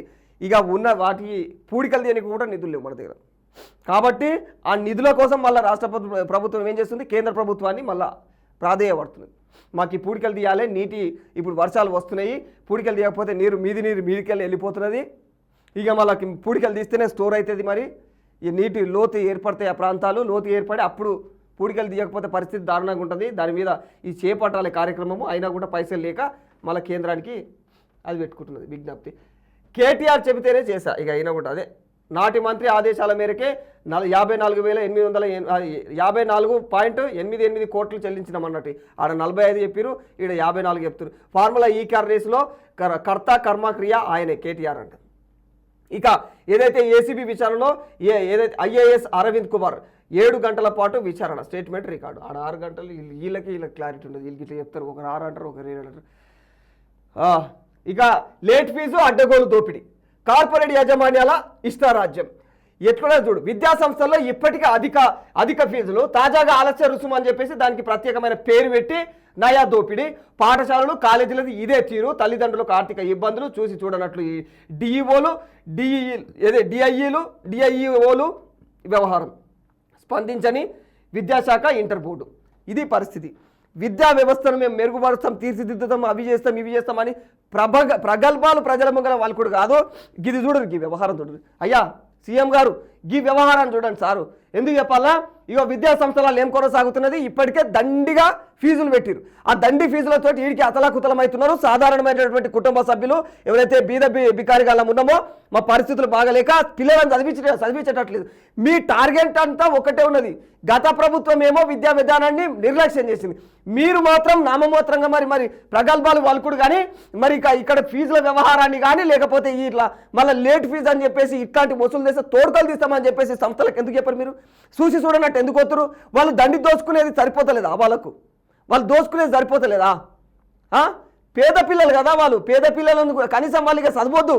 వాళ్ళు మొత్తం బర్లా కాసుకుంటేనే గట్లకెళ్ళే ఊర్లలో పడి తిరగాలంటారు. అడ్డమైన ఆ పనులు ఈ పనులు చేసుకుంటా, కూలి పనులు చేసుకుంటా. ఇక మరి మీ పిల్లలు మాత్రం పెద్ద పెద్ద పైసలు ఉంటే మీరు చదివిస్తారు. ఇక్కడ పైసలు లేని వాళ్ళ పరిస్థితి ఏంది? అధిక ఫీజులు ఈడికే. ఆ స్కూళ్ళల్లో అదే పరిస్థితి, కాలేజీలలో అదే పరిస్థితి. ఇక ముఖ్యంగా ఇంటర్ కాలేజీలు అయితే భయంకరంగా తయారవుతున్నాయి. వాళ్ళకు అదుపు లేకుండా పోతున్నది. గవర్నమెంట్ ఇచ్చే రియంబర్స్మెంట్ సరిపోతలేవు. పిల్లలకు స్కాలర్షిప్ వస్తే ఆ స్కాలర్షిప్ గుంజుకుంటారు వీళ్ళు, వాళ్ళకి స్కాలర్షిప్ ఇయ్యరు. ఆ స్కాలర్షిప్ వీళ్ళకి ఇవ్వాలి, అది ఇవ్వాలి, మళ్ళీ మీదంగా ఫీజులు కట్టాలి.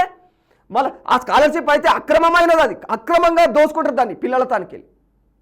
అది తీసుకుంటారు, ఇవి తీసుకుంటారు, మళ్ళీ మీదంగా లేట్ వచ్చిందని లేట్ ఫీజు అని చెప్పేసి లేట్ ఫీజులు వేస్తారు. ఇక కండోనేషన్ ఫీజు అని దానికోటి ఇంకోటి మళ్ళీ హాజరు ఇన్ని రోజులు డుమ్మలు కొట్టిరని.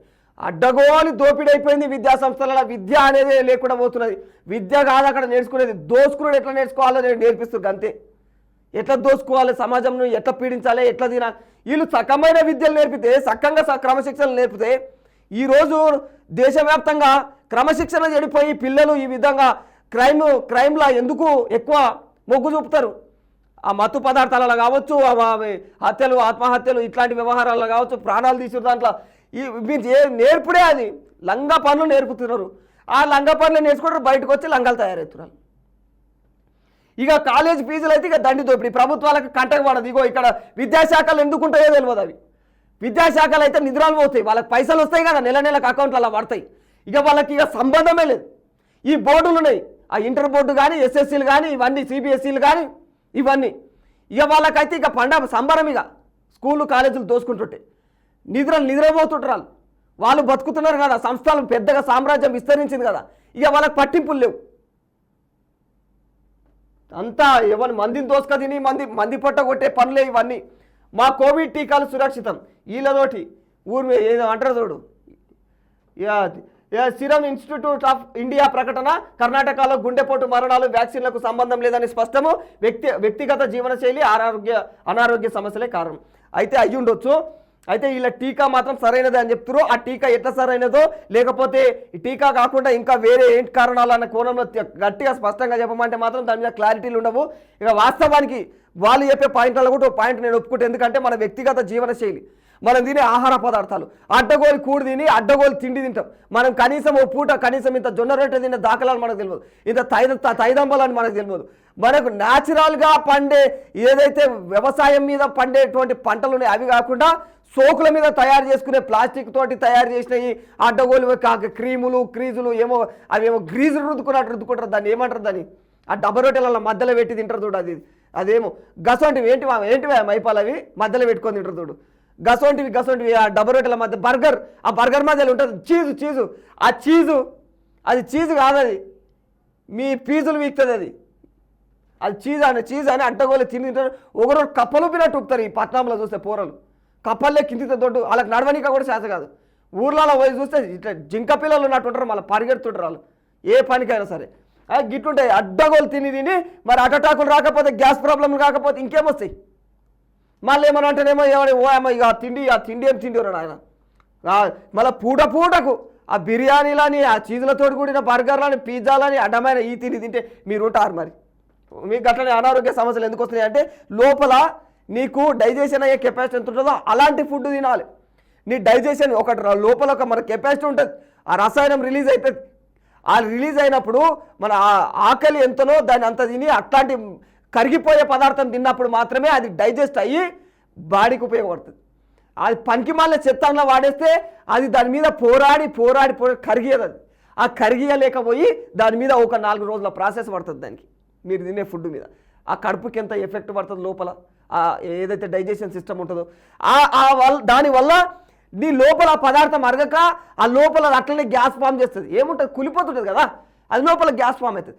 పెరిగిన గ్యాస్ ఏమవుతుంది, మనకు మొత్తం ఏదైతే బ్లడ్ సరఫరాలో అంతరాయం ఏర్పరుస్తుంటుంది. దానివల్ల హార్ట్ అటాక్ ప్రాబ్లంలు, ఒక గ్యాస్ ప్రాబ్లము, ఒక హార్ట్ అటాక్ ప్రాబ్లము, అడ్డమైన రోగాలు, బీపీ, షుగరు, ఇవన్నీ నాశనం అయిపోతాయి. మనం తినే లైఫ్ స్టైల్ అట్టున్నది, మన తిండి ఫుడ్ అట్టున్నది అన్నట్టు. కనీసం పొద్దున్న లేచి వ్యాయామాలు చేసి అంత మనకు టైం ఉండదు. మొత్తం ఇక ఉరుకులు పరుగుల జీవితాలు. పిల్లల కాడికి వెళ్ళి చూస్తే పెద్దల దాకా అదే పరిస్థితి ఉంటుంది. ఇది పరిస్థితి. ఇక 9,100 మంది ఉద్యోగులకు మైక్రోసాఫ్ట్ గుడ్ బై. ఈ ఏడాదిలోనే 4వసారి లే ఆఫ్ ప్రకటన. ఆర్థిక మాంద్యమం భయాలు, ఏఐలో పెట్టుబడులే కారణము. 6 నెలల్లోనే జాబ్స్ కోల్పోయినటువంటి లక్షల మంది టెక్కీలు. ఏమంట ఏఐ వచ్చిందో, ఏమంట ఈ యొక్క రోబోట్ సిస్టాలు వచ్చినాయో. రోబోట్ సిస్టమ్ కాదు, ఏఐ వచ్చిన తర్వాత అయిపోయింది. నామరూపాలు లేకుండా పోయింది. మంచి ఏది హ్యూమన్ పవర్ తోటి నీడు లేకుండా పోయింది. కాబట్టి లే ఆఫ్స్ అన్నీ కూడా ఇవన్నీ పెద్ద ఇవన్నీ కాదు, ఆర్థిక మాంద్యం కూడా ఒక కారణం అని చెప్పాలి. ప్రపంచ దేశాలు కొట్టుకదొస్తున్నాయో దిక్కు ఆర్థిక మాంద్యం ఏర్పడుతున్నది. ఇక భారతదేశం పరిస్థితి కూడా అదే ఉన్నది. ఇప్పటికే భారతదేశంలో పరిస్థితులు ఎట్లున్నాయో మనందరికీ తెలిసిందే. ప్రతి దాని మీద జిఎస్టీలు ఎంతెంత పొడిగేస్తున్నారు, అవి ఎంతింత కూడా కాదు, అంతంత పొడిగేసుకుంటా. ఎందుకు వేస్తున్నారు అంటే భారం పడి ప్రభుత్వం మీద నడపలేక మళ్ళీ మనతాన్నే పిండుడు. అట్లా ఒక్కొక్క వ్యక్తి మీద విపరీతమైనటువంటి అప్పులు వాడాయి ఇప్పుడు ప్రభుత్వం పీడించడం వల్ల. ఇక ఇప్పుడు ఈ లే ఆఫ్ల కంపెనీల విషయం కూడా అంతే. లే ఆఫ్లు ఎందుకు అవుతున్నాయంటే ఈ ఏఐ రంగం రావడం, ఆర్థిక మాంద్యాలు రావడం, ఇవన్నీ కూడా మొత్తం అందులో బతుకు తెరువు లేకుండా పోతుంది మీ హ్యూమన్ పవర్కి. సాఫ్ట్వేర్ చదివిన వాళ్ళ పరిస్థితి అయితే ఏమవుతుందో రేపు తలుచుకుంటే ఊహిస్తేనే భయం అవుతుంది. అలా భయపెట్టాలని కాదు, కానీ పరిస్థితులు అట్లున్నాయి. ఆల్టర్నేటివ్ వెతుక్కోవడమే బెటర్ ఉన్నది. ఇక చేసిన వాళ్ళంతా కూడా మళ్ళీ నిజంగానే ఆల్టర్నేట్లకే చూసుకోబట్టి. ఇక రైట్, ఇది ఇక నమస్తే తెలంగాణ పోతే ఒకసారి నమస్తే తెలంగాణలో ఏంది పరిస్థితి. ఇక్కడ కూడా వీలు కొట్టేసారు. హైకోర్టు 4 కొత్త జడ్జీలు, వీళ్ళే మనం ఇందాక మాట్లాడుకున్నాం. సుప్రీంకోర్టు ఏదైతే కొలీజియం ఉందో అది సిఫారసు చేసింది అన్నట్టు. నాది కేసీఆర్ స్థాయి. ఎవరంటారు, కేటీఆర్ హరీష్ రావుకు మా సీఎం జవాబిస్తారు. ఏదైతే కూలి చేసుకునే వాళ్ళు కూలి చేసుకునేటోళ్లకు 5 లక్షల ఇల్లు ఇస్తున్నాము, మామూలు విషయమా, వాళ్ళు 5,000 అయినా చూస్తారా, మంత్రి కోమటిరెడ్డి వ్యాఖ్యలు. గిసోటి మాటలే మాట్లాడదు. వాళ్ళు 5,000 చూస్తారా, 3,000 చూస్తారా, 10,000 చూస్తారా, నీకెందుకు? నువ్వు ఆర్థిక సాయం చేయాలనుకున్నావు, ఇల్లు కట్టుకోవాలనుకున్న వాళ్ళకి ఇవ్వాలనుకున్నావు, ఇచ్చేసేయి. దానికి సర్వే చేయించు. 10 లక్షల లోపు ఎవరైతే సంపాదిస్తారో అట్లాంటి వాళ్ళకు, బీద బికారిగాళ్ళకు, వాళ్ళు ఖచ్చితంగా ఇల్లు కట్టుకోలేని స్తోమతున్న వాళ్ళకు 5 లక్షలు ఇవ్వు. వాళ్ళు ఎట్లా కట్టుకుంటారు, నువ్వు విడిచిపెట్టు. నువ్వు ఒక డిజైన్ చేసి అందులోనే కట్టాలి. సరే, నువ్వు డిజైన్ బాగుంది, డిజైన్ కూడా నువ్వే, కానీ ఇంతలనే కట్టాలి నువ్వు చేస్తే అది అంతలా 5 లక్షల అంతేడవుతుంది నువ్వు అన్నంత. కాంగ్రెస్ పార్టీలో కోవట్లు ఉండొచ్చు, ప్రతి పార్టీలోనూ అట్లాంటి వాళ్ళు ఉంటారు. క్రమశిక్షణ లేకుండా మాట్లాడితే మాత్రం ఊరుకోం అని అనిరుద్ రెడ్డి వ్యాఖ్యలపైన పిసిసి చీఫ్ మహేష్ గౌడ్. కోవట్లు ఉండొచ్చంట, ఉంటారంట కూడా ప్రతి పార్టీలో అన్న చెప్తున్నాడు. అట్లా ఇక ఇటు అప్పులు అటు పన్నులు. ఇగో చూడు, ఈయననేమో రాష్ట్ర పరిస్థితి బాగలేక ఈయన అప్పులు చేస్తాడు, ఈయననేమో పన్నులు విధిస్తాడు. అంటే ఈయన పరిస్థితి కూడా బాగాలేదు, కానీ ఈయన పన్నులు మన మీద భారం మోపి ఈయన అట్ట మేనేజ్ చేసుకుంటాడు. ఈయనకు ఏంటంటే ఇక మన పెద్ద దిక్కున్నాడు కాబట్టి పెద్దల మీద వేసి నాయన మాకు అప్పు కావాలని చెప్పేసి ఈయన అంటాడు. మొత్తానికి దేశమే అప్పుల పాలున్నది. ఇక రాష్ట్రాన్ని ఏం లాభం, 20 నెలలు 2 లక్షల కోట్లు. రేవంత్ సర్కారు రుణగల ఏంది అప్పు పుట్టట్లేదంటూనే రికార్డు స్థాయి రుణ సేకరణ. ఆర్థిక సంక్షోభంలోకి కూరుకుపోతున్నటువంటి తెలంగాణ అప్పులు ఇలాగే కొనసాగితే మాత్రం వచ్చే 3 ఏళ్లలో రాష్ట్ర ప్రజలపైన భారం మరో 4 లక్షల కోట్లు. ఇంకా అదే జరిగితే 5 ఏళ్ల పాలనలో 6 లక్షల కోట్ల అప్పు అవుతుంది. 100 ఏళ్ల బీఆర్ఎస్ సర్కార్ 10 ఏళ్ల బీఆర్ఎస్ సర్కార్ అప్పు 4.17 లక్షల కోట్లు. మీరు చేసి ఆల్రెడీ మిగులు బడ్జెట్లో ఉన్నటువంటి రాష్ట్రాన్ని మీరు అప్పుల పాలు చేసి మీరు అప్పుల పాలు చేసి ఉన్న అప్పులు తీర్చలేక దాన్ని మిత్తులు పెరిగి ఆ మిత్తులు అప్పులు రెండు కలిపి అవి తీర్చలేక ఈ ప్రభుత్వం సతమవుతుంటే మీదంగా ఈ ప్రభుత్వం అప్పులు చేస్తుందని ఇంకా సిగ్గు లేకుండా మనం ఎట్లా మాట్లాడదాం?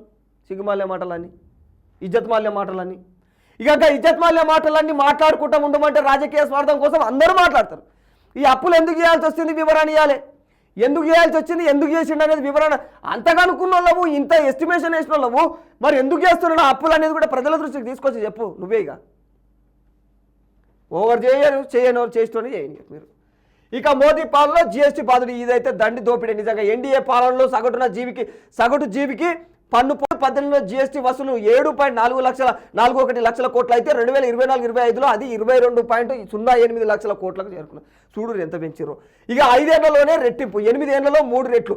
ఇంతవరకు కూడా వసూలైన జీఎస్టీ 118 లక్షల కోట్లు, 118 లక్షల కోట్ల జీఎస్టీని వసూలు.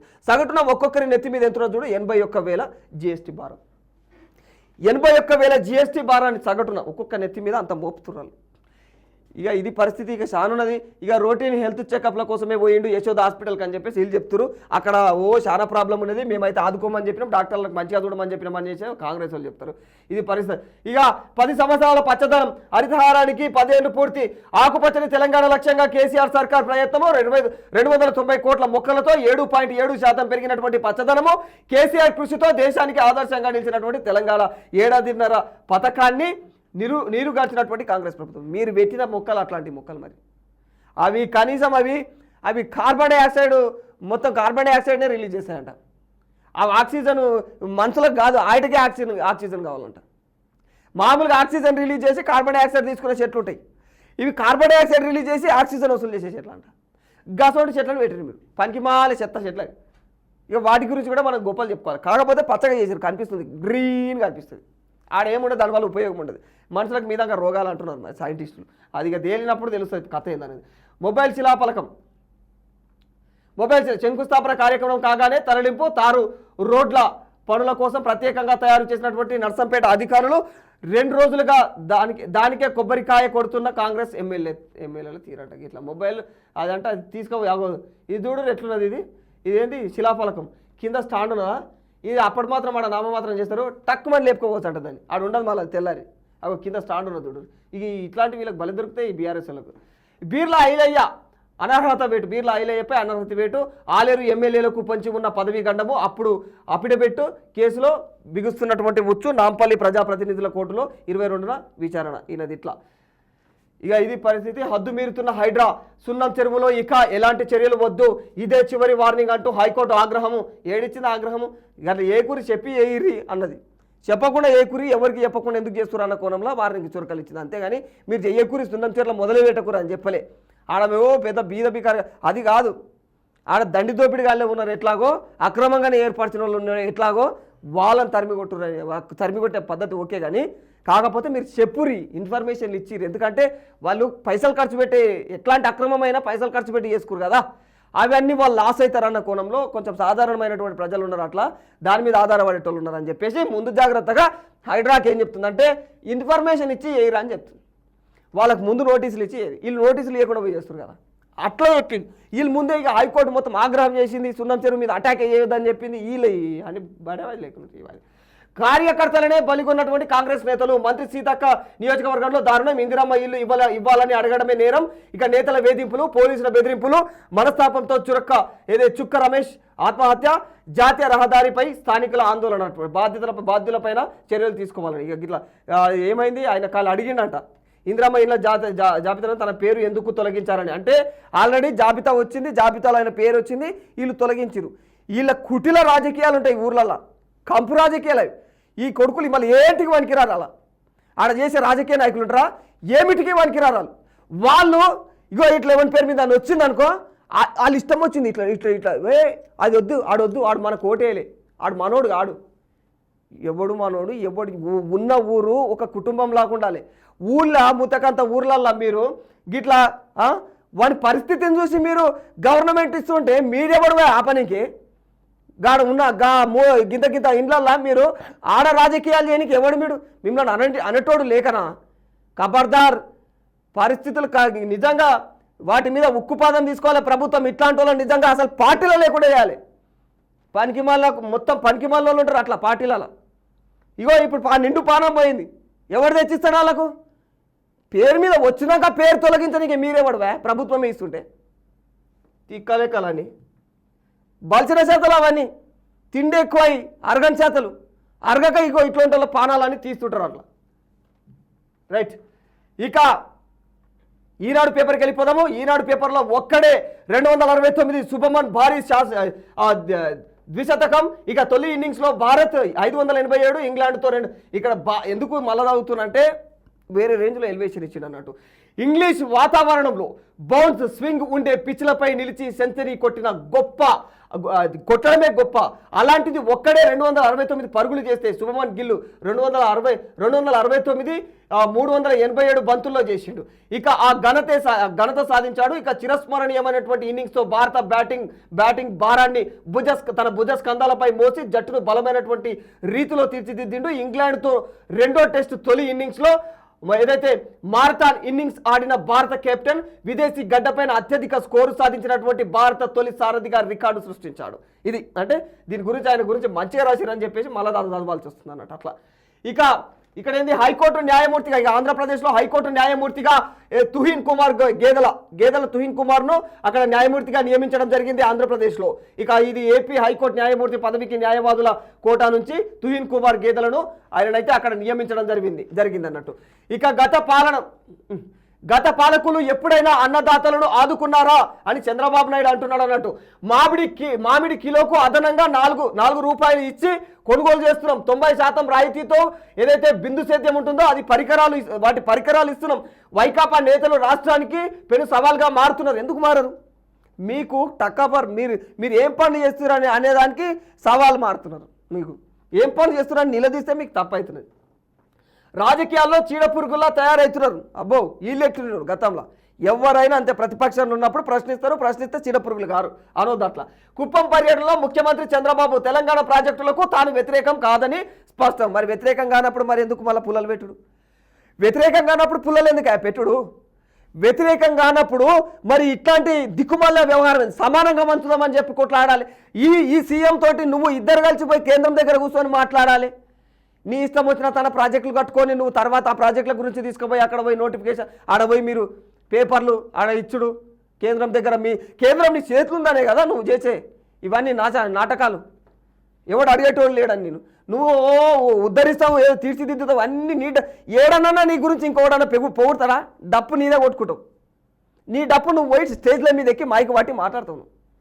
ఇక ఈడ కూడా ఈ పుల్ల అంతే. కేంద్రం నీ చేతులుందనే కదా ఈ వ్యవహారం. ఏదన్నా ఉంటే పాలకులు సమన్యాయంగా ఆలోచించాలి. ఇద్దరు అన్నదమ్ముల్లాగా విడిపోయినప్పుడు సమపాలన ఉండాలి. మరి అట్లా కథ వీళ్ళది. విశాఖ పతాక రాష్ట్రంలో క్వాంటమ్ వ్యాలీ రాకతో మారనున్నటువంటి రూపురేఖలు. ఇక సాగర తీరానికి దిగ్గజ సంస్థలు గూగుల్, ఏదైతే TCS, కాగ్నిజెంట్ లాంటి సంస్థలు రాబోతున్నాయి. రాబోయే 6 నెలల్లో 15 సంస్థలు వచ్చే అవకాశం ఉంది. చిన్న పెద్ద కలిపి విశాఖలో ఇప్పటికే 150 ఐటీ కంపెనీలు వస్తున్నాయంట. చూడు జర మొత్తానికి విశాఖకు హైటెక్ రూపురేఖలతోటి దిద్దుతాడు. ఇక హైటెక్ రూపురేఖలను తీసుకొస్తాడు చంద్రబాబు నాయుడు. ఒక్కొక్కరి అంతులే చూస్తాం, ఒక్కొక్కరి అంతు చూస్తాం. ఈయన చెవిరెడ్డి మాట్లాడుతున్నాడు. ఈయన సిటీ కార్యాలయం మీద ఇల్లు తీసుకొని మీ లెక్కలు చూస్తా. ఇక దర్యాప్తు అధికారులకు చెవిరెడ్డి బెదిరింపులు. వాళ్ళనే బెదిరిస్తున్నట.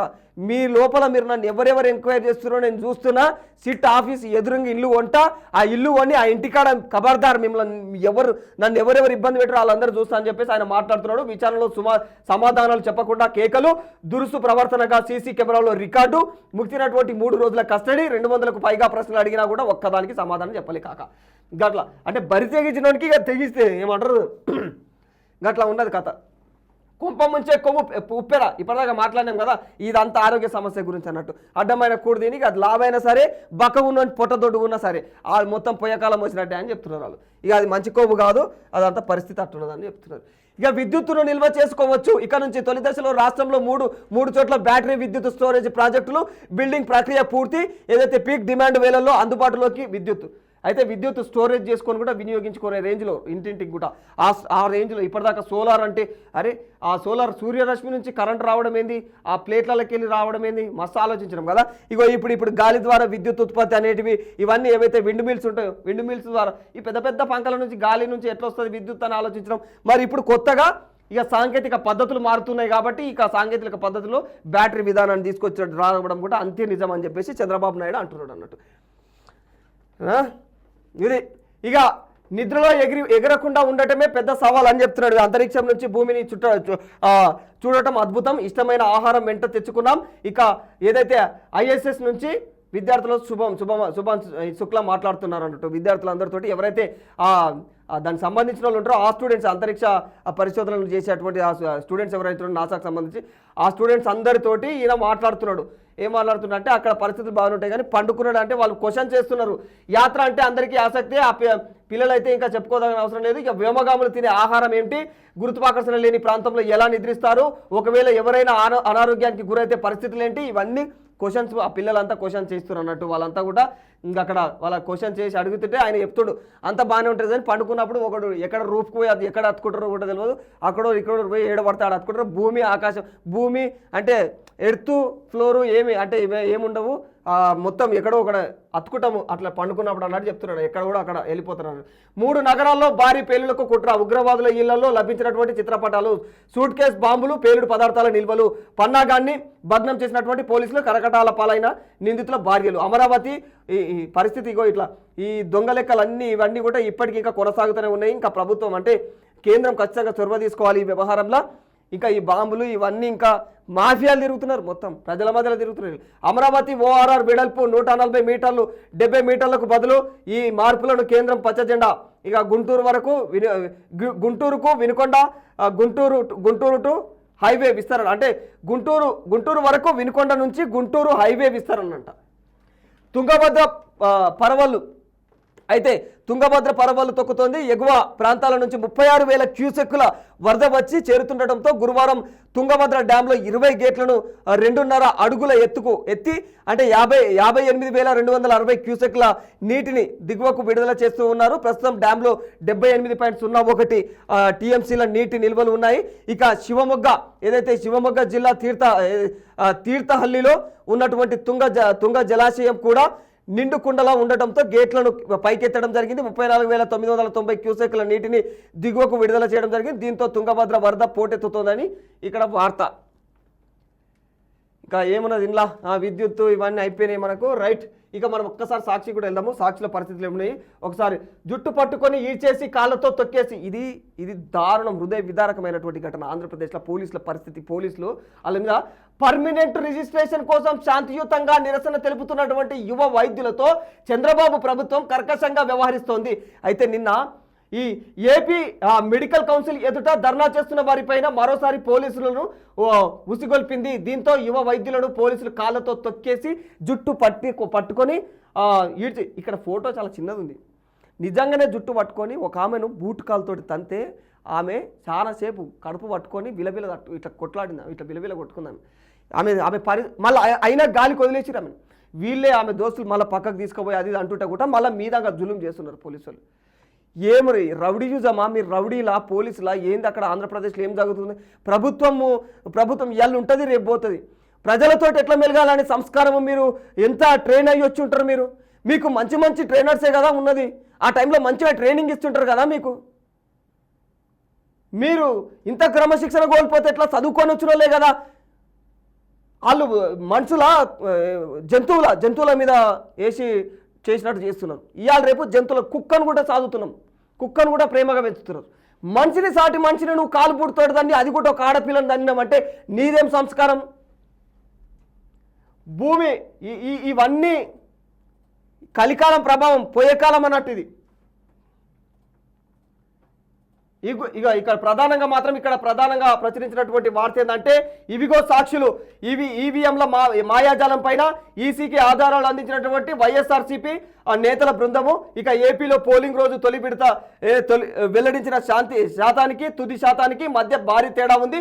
పోలింగ్ శాతంలో తేడా వల్ల పెరిగినటువంటి ఓట్లు 87 శాసనసభ స్థానాల్లో గెలుపోటములు నిర్దేశించాయి. హిందూపురము రాయచోటి నియోజకవర్గాల్లో ఓటింగ్ సరళిలో వ్యత్యాసాలు ఓటింగ్లో పెరుగుదలే ఉదాహరణ లేదా తర్వాత నెల తర్వాత కూడా ఈవీఎంలలో బ్యాటరీ ఛార్జింగ్ తగ్గకపోగా పెరగడంతో అనుమానాలు మరింత బలపడుతున్నాయి. అంటే నెల రోజుల తర్వాత కూడా ఈవీఎంలలో ఛార్జింగ్ తగ్గలేదంటే అట్లా ఎట్లాంటి పరిస్థితులు అంటే బయట నుంచే అయితే ఛార్జింగ్ ఎక్కుతుంది అన్నట్టు వీళ్ళ అనుమానాలు అనమాట. అక్కడ వాటిని స్కామ్లు చేసుకుంటా బయట నుంచే వాటిని అట్లా ఆ విధంగా కొనసాగుతుందన్న కోణంలో వీళ్ళు మాట్లాడుతున్నారు. మరి అక్కడ ఎంత జరిగింది ఈవీఎంలలో అయితే జరుగుతున్నాయి అవకతవకలు ఉన్నాయని అయితే అంటున్నారు. అది ఎంత వాస్తవం అనేది అయితే క్లారిటీ లేదు. ఇప్పటికీ కేంద్ర ప్రభుత్వమే ఆ వ్యవహారాన్ని బయట పెడతలేదు. ఇక రాష్ట్ర ప్రభుత్వాల పరిస్థితి ఇక ఏముంటుంది. ఇక జనాలు నలిగిపోతుండ్రు మళ్ళీ మన టైం వచ్చిన దాకా బరాయించాలా మరి ఇంకేంటి చేస్తాం. జగన్ అయితే ఎవరికి ఏ లోటు లేకుండా అందరికీ అన్ని వేసేటోడు. కరోనా టైంలో కూడా జగన్ ఏ పథకం ఆపలేదు. చంద్రబాబు వచ్చాక ఇప్పుడేటి రాలేదు. అంతా మోసమే. ఎప్పుడో చేస్తానంటే ఎలా అవుతుంది. బాబు ఏడాది పాలన పైన ఉత్తరాంధ్ర గుండె చప్పుడుది. ఇక ఇట్లా పరిస్థితి వాళ్ళకు. జగన్ అయితే ఎవరికి ఏ లోటు లేకుండా అందరికీ అన్ని వేసేటోడు. ఏదైతే బడ్డీ కొట్టు పెట్టుకున్న వాళ్ళకి డబ్బులు ఇచ్చేటోడు. ఒక్కడికి లేదని చెప్పేసి పింఛన్ లేదు అంటే ఇది ఒక్కడికి లేదని పింఛలేదా సంవత్సరానికి మాకు అన్ని కూడా పథకాలు కలిసి 70,000 దాకా వచ్చేవి. చంద్రబాబు వచ్చాక ఇప్పుడు ఏటి రాలేదు. జనాలు నలిగిపోతుండ్రు. ఇక చెప్పుకోకూడదు కానీ టీ సుక్కకి కూడా డబ్బులు లేని పరిస్థితి ఏర్పడుతుంది. వాళ్ళకి పింఛన్ల వ్యవహారంలో ఇంటింటికి వచ్చేది గతంలో. ఇప్పుడు మాత్రం ఎవరికి వస్తుందో అవన్నీ కూడా వ్యత్యాసాలు చూపిస్తారు. టీడీపీకి వాళ్ళ మనుషులకి వేస్తారు, వైఎస్ఆర్సీపీ ప్రజలు అనుకున్న వాళ్ళకి వేస్తలేరు అన్న కోణంలో. ఇక వైఎస్ జగన్ కలిసినటువంటి మాజీ ఎమ్మెల్యే వంశీ ఈ ఫోటో చూడురి. ఆయన ఎట్లా చేసి చూడు. అట్లా దాదాపు ఆయనను వైఎస్ఆర్సీపీ అధ్యక్షుడు మాజీ సీఎం వైఎస్ జగన్మోహన్ రెడ్డిని గుంటూరు జిల్లా తాడేపల్లిలోని ఆయన నివాసంలో గురువారం గన్నవరం మాజీ ఎమ్మెల్యే వల్లభనేని వంశీ దంపతులతో కలిశారు. ఇక వంశీపై కూడా కూటమి ప్రభుత్వం 11 అక్రమ కేసులు పెట్టి 140 రోజుల పాటు అక్రమంగా నిర్బంధించింది. ఈ నేపథ్యంలో కష్టకాలంలో అండగా నిలిచిన జగన్ను వంశీ దంపతులు కృతజ్ఞతలు తెలుపుతున్నారు అన్నట్టు. ఆయన పరిస్థితిని నిజంగా సుక్కలు చూపించారు. 140 రోజులు అక్రమంగా కేసులు పెట్టి మళ్ళీ అవి కూడా. తుంగభద్ర ప్రాజెక్టు గేట్లు ఎత్తడంతో కిందకు ఉధృతంగా ప్రవహిస్తున్న వరద నీరు వరదే కృష్ణ రూపిణి సాగర్ వైపునకు కృష్ణమ్మ పరుగులు తీస్తుంది.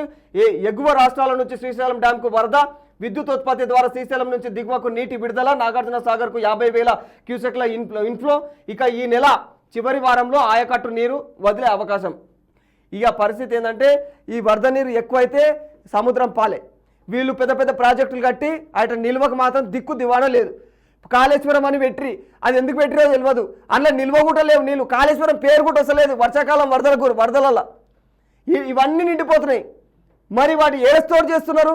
ఇగో ఈ ప్రాజెక్టులు ఇక అడ్డగోలు చేసి పెద్ద ప్రాజెక్టులు నిర్మించి కనీసం స్టోర్ చేసుకోనికే దిక్కు దివాలు ఉండదు. అవన్నీ నీళ్ళు ఎక్కువైన నీళ్ళన్నీ ఇగో ఇటువంటి ముందు కట్టిన ప్రాజెక్టులకి వెళ్ళి ఏం చేస్తారు?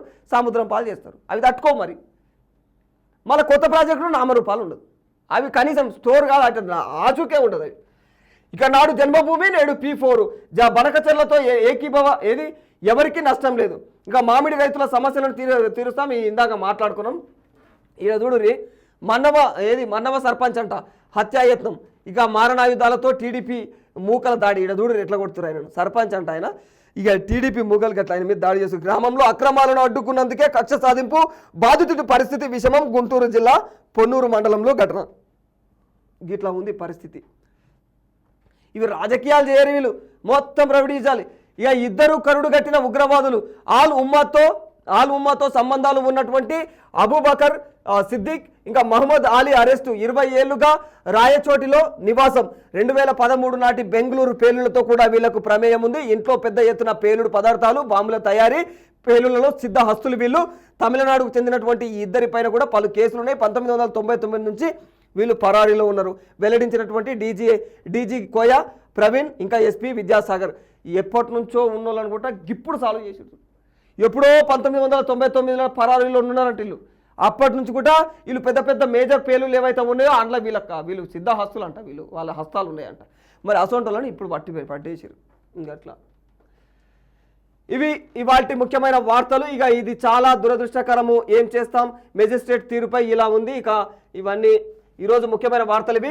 ఇక భారత్తో స్థిరమైనటువంటి ప్రపంచం, భారత్ బలంగా ఉంటే ప్రపంచం స్థిరంగా మారుతుందని ఘనా పార్లమెంటులో ప్రధాని మోదీ అన్నారు. అంటే అక్కడ ఆ ఘనా వాళ్ళు మాట్లాడుతున్నారు అనమాట. భారత్ స్థిరంగా ఉంటే ప్రపంచం స్థిరంగా ఉంటుందన్న కోణంలో అక్కడ మాట్లాడుతున్నారు. ఇక హమాస్ అంతం ఖాయం, హమాస్ను అంతం చేసి బందీలను విడిపించుకుంటామని ఇజ్రాయెల్ ప్రధాని నేతన్యాహు ప్రకటిస్తున్నారు.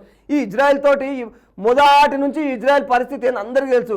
ఇజ్రాయెల్ ఏర్పడ్డ 45 రోజుల నుంచే ఇజ్రాయెల్ మీద చుట్టుపక్కల దేశాలు, దాయాది దేశాలు అటాక్ చేస్తే కూడా తట్టుకున్న దేశం అది. దాని దగ్గర ఆయుధాలు గీదాలు ఏం లేని టైంలో పెద్ద పెద్ద ఇజ్రాయెల్ ఎంత ఉంటుంది తెలుసా, మన చిన్నది మన భారతదేశం కొన సంఖ్యలు ఉంటుంది చూడికి, తర్వాత మణిపూర్ ఏదో అని ఆగానంత సైజు ఉంటుంది ఇజ్రాయెల్. గసోంటి ఇజ్రాయెల్ అట్లాగే చుట్టుపక్కల పెద్ద పెద్ద దేశాలకు పోయిస్తున్నది. అంటే దాని పరిస్థితి ఏంది, ముందు నుంచి కూడా అది దేశం స్వతంత్ర దేశం అయినప్పటి నుంచి కూడా, విడిపోయినప్పటి నుంచి కూడా, అప్పటి నుంచి పాలస్తీనా నుంచి విడిపోయినప్పటి నుంచి కూడా ఇదే పరిస్థితి. అయినా కూడా అవి పాలస్తీనీలు అడ్డమైన వాళ్ళు చుట్టుపక్కల దీన్ని ఎంత అటాక్ చేసినా కూడా వాళ్ళు ఎందుకింత అంటే వీళ్ళు చాలా బలమైన వాళ్ళు, వీళ్ళ తెలివి అట్లా ఉంటుంది అన్నట్టు. వీళ్ళతోటి పెట్టుకొని గెలువడం మాత్రం అసాధ్యం. ఆ విషయం జనాలకు అందరికి ప్రపంచానికి మళ్ళీ ఎన్నిసార్లు ప్రూవ్ చేసినా కూడా వాళ్ళు ఆ ఇజ్రాయెల్ జోలికే పోతారు. ఇక గిల్ రికార్డుల హోరు ఇంగ్లాండ్లో జరుగుతున్నటువంటి 2 టెస్ట్లో భారత్. ఇక ఇది పరిస్థితి. సో ఇవి ఇవాల్టి ముఖ్యమైనటువంటి వార్తలు ప్రధాన వార్తా పత్రికల్లో ఈరోజు ముఖ్యమైనటువంటి పాయింట్స్ ఇవన్నీ కూడా. ఇక రేపు కూడా ఇలాంటి మంచి వార్తలు మీ ముందుకు తీసుకువస్తాను. నేను మీ రాధాకృష్ణ, సైనింగ్ ఆఫ్.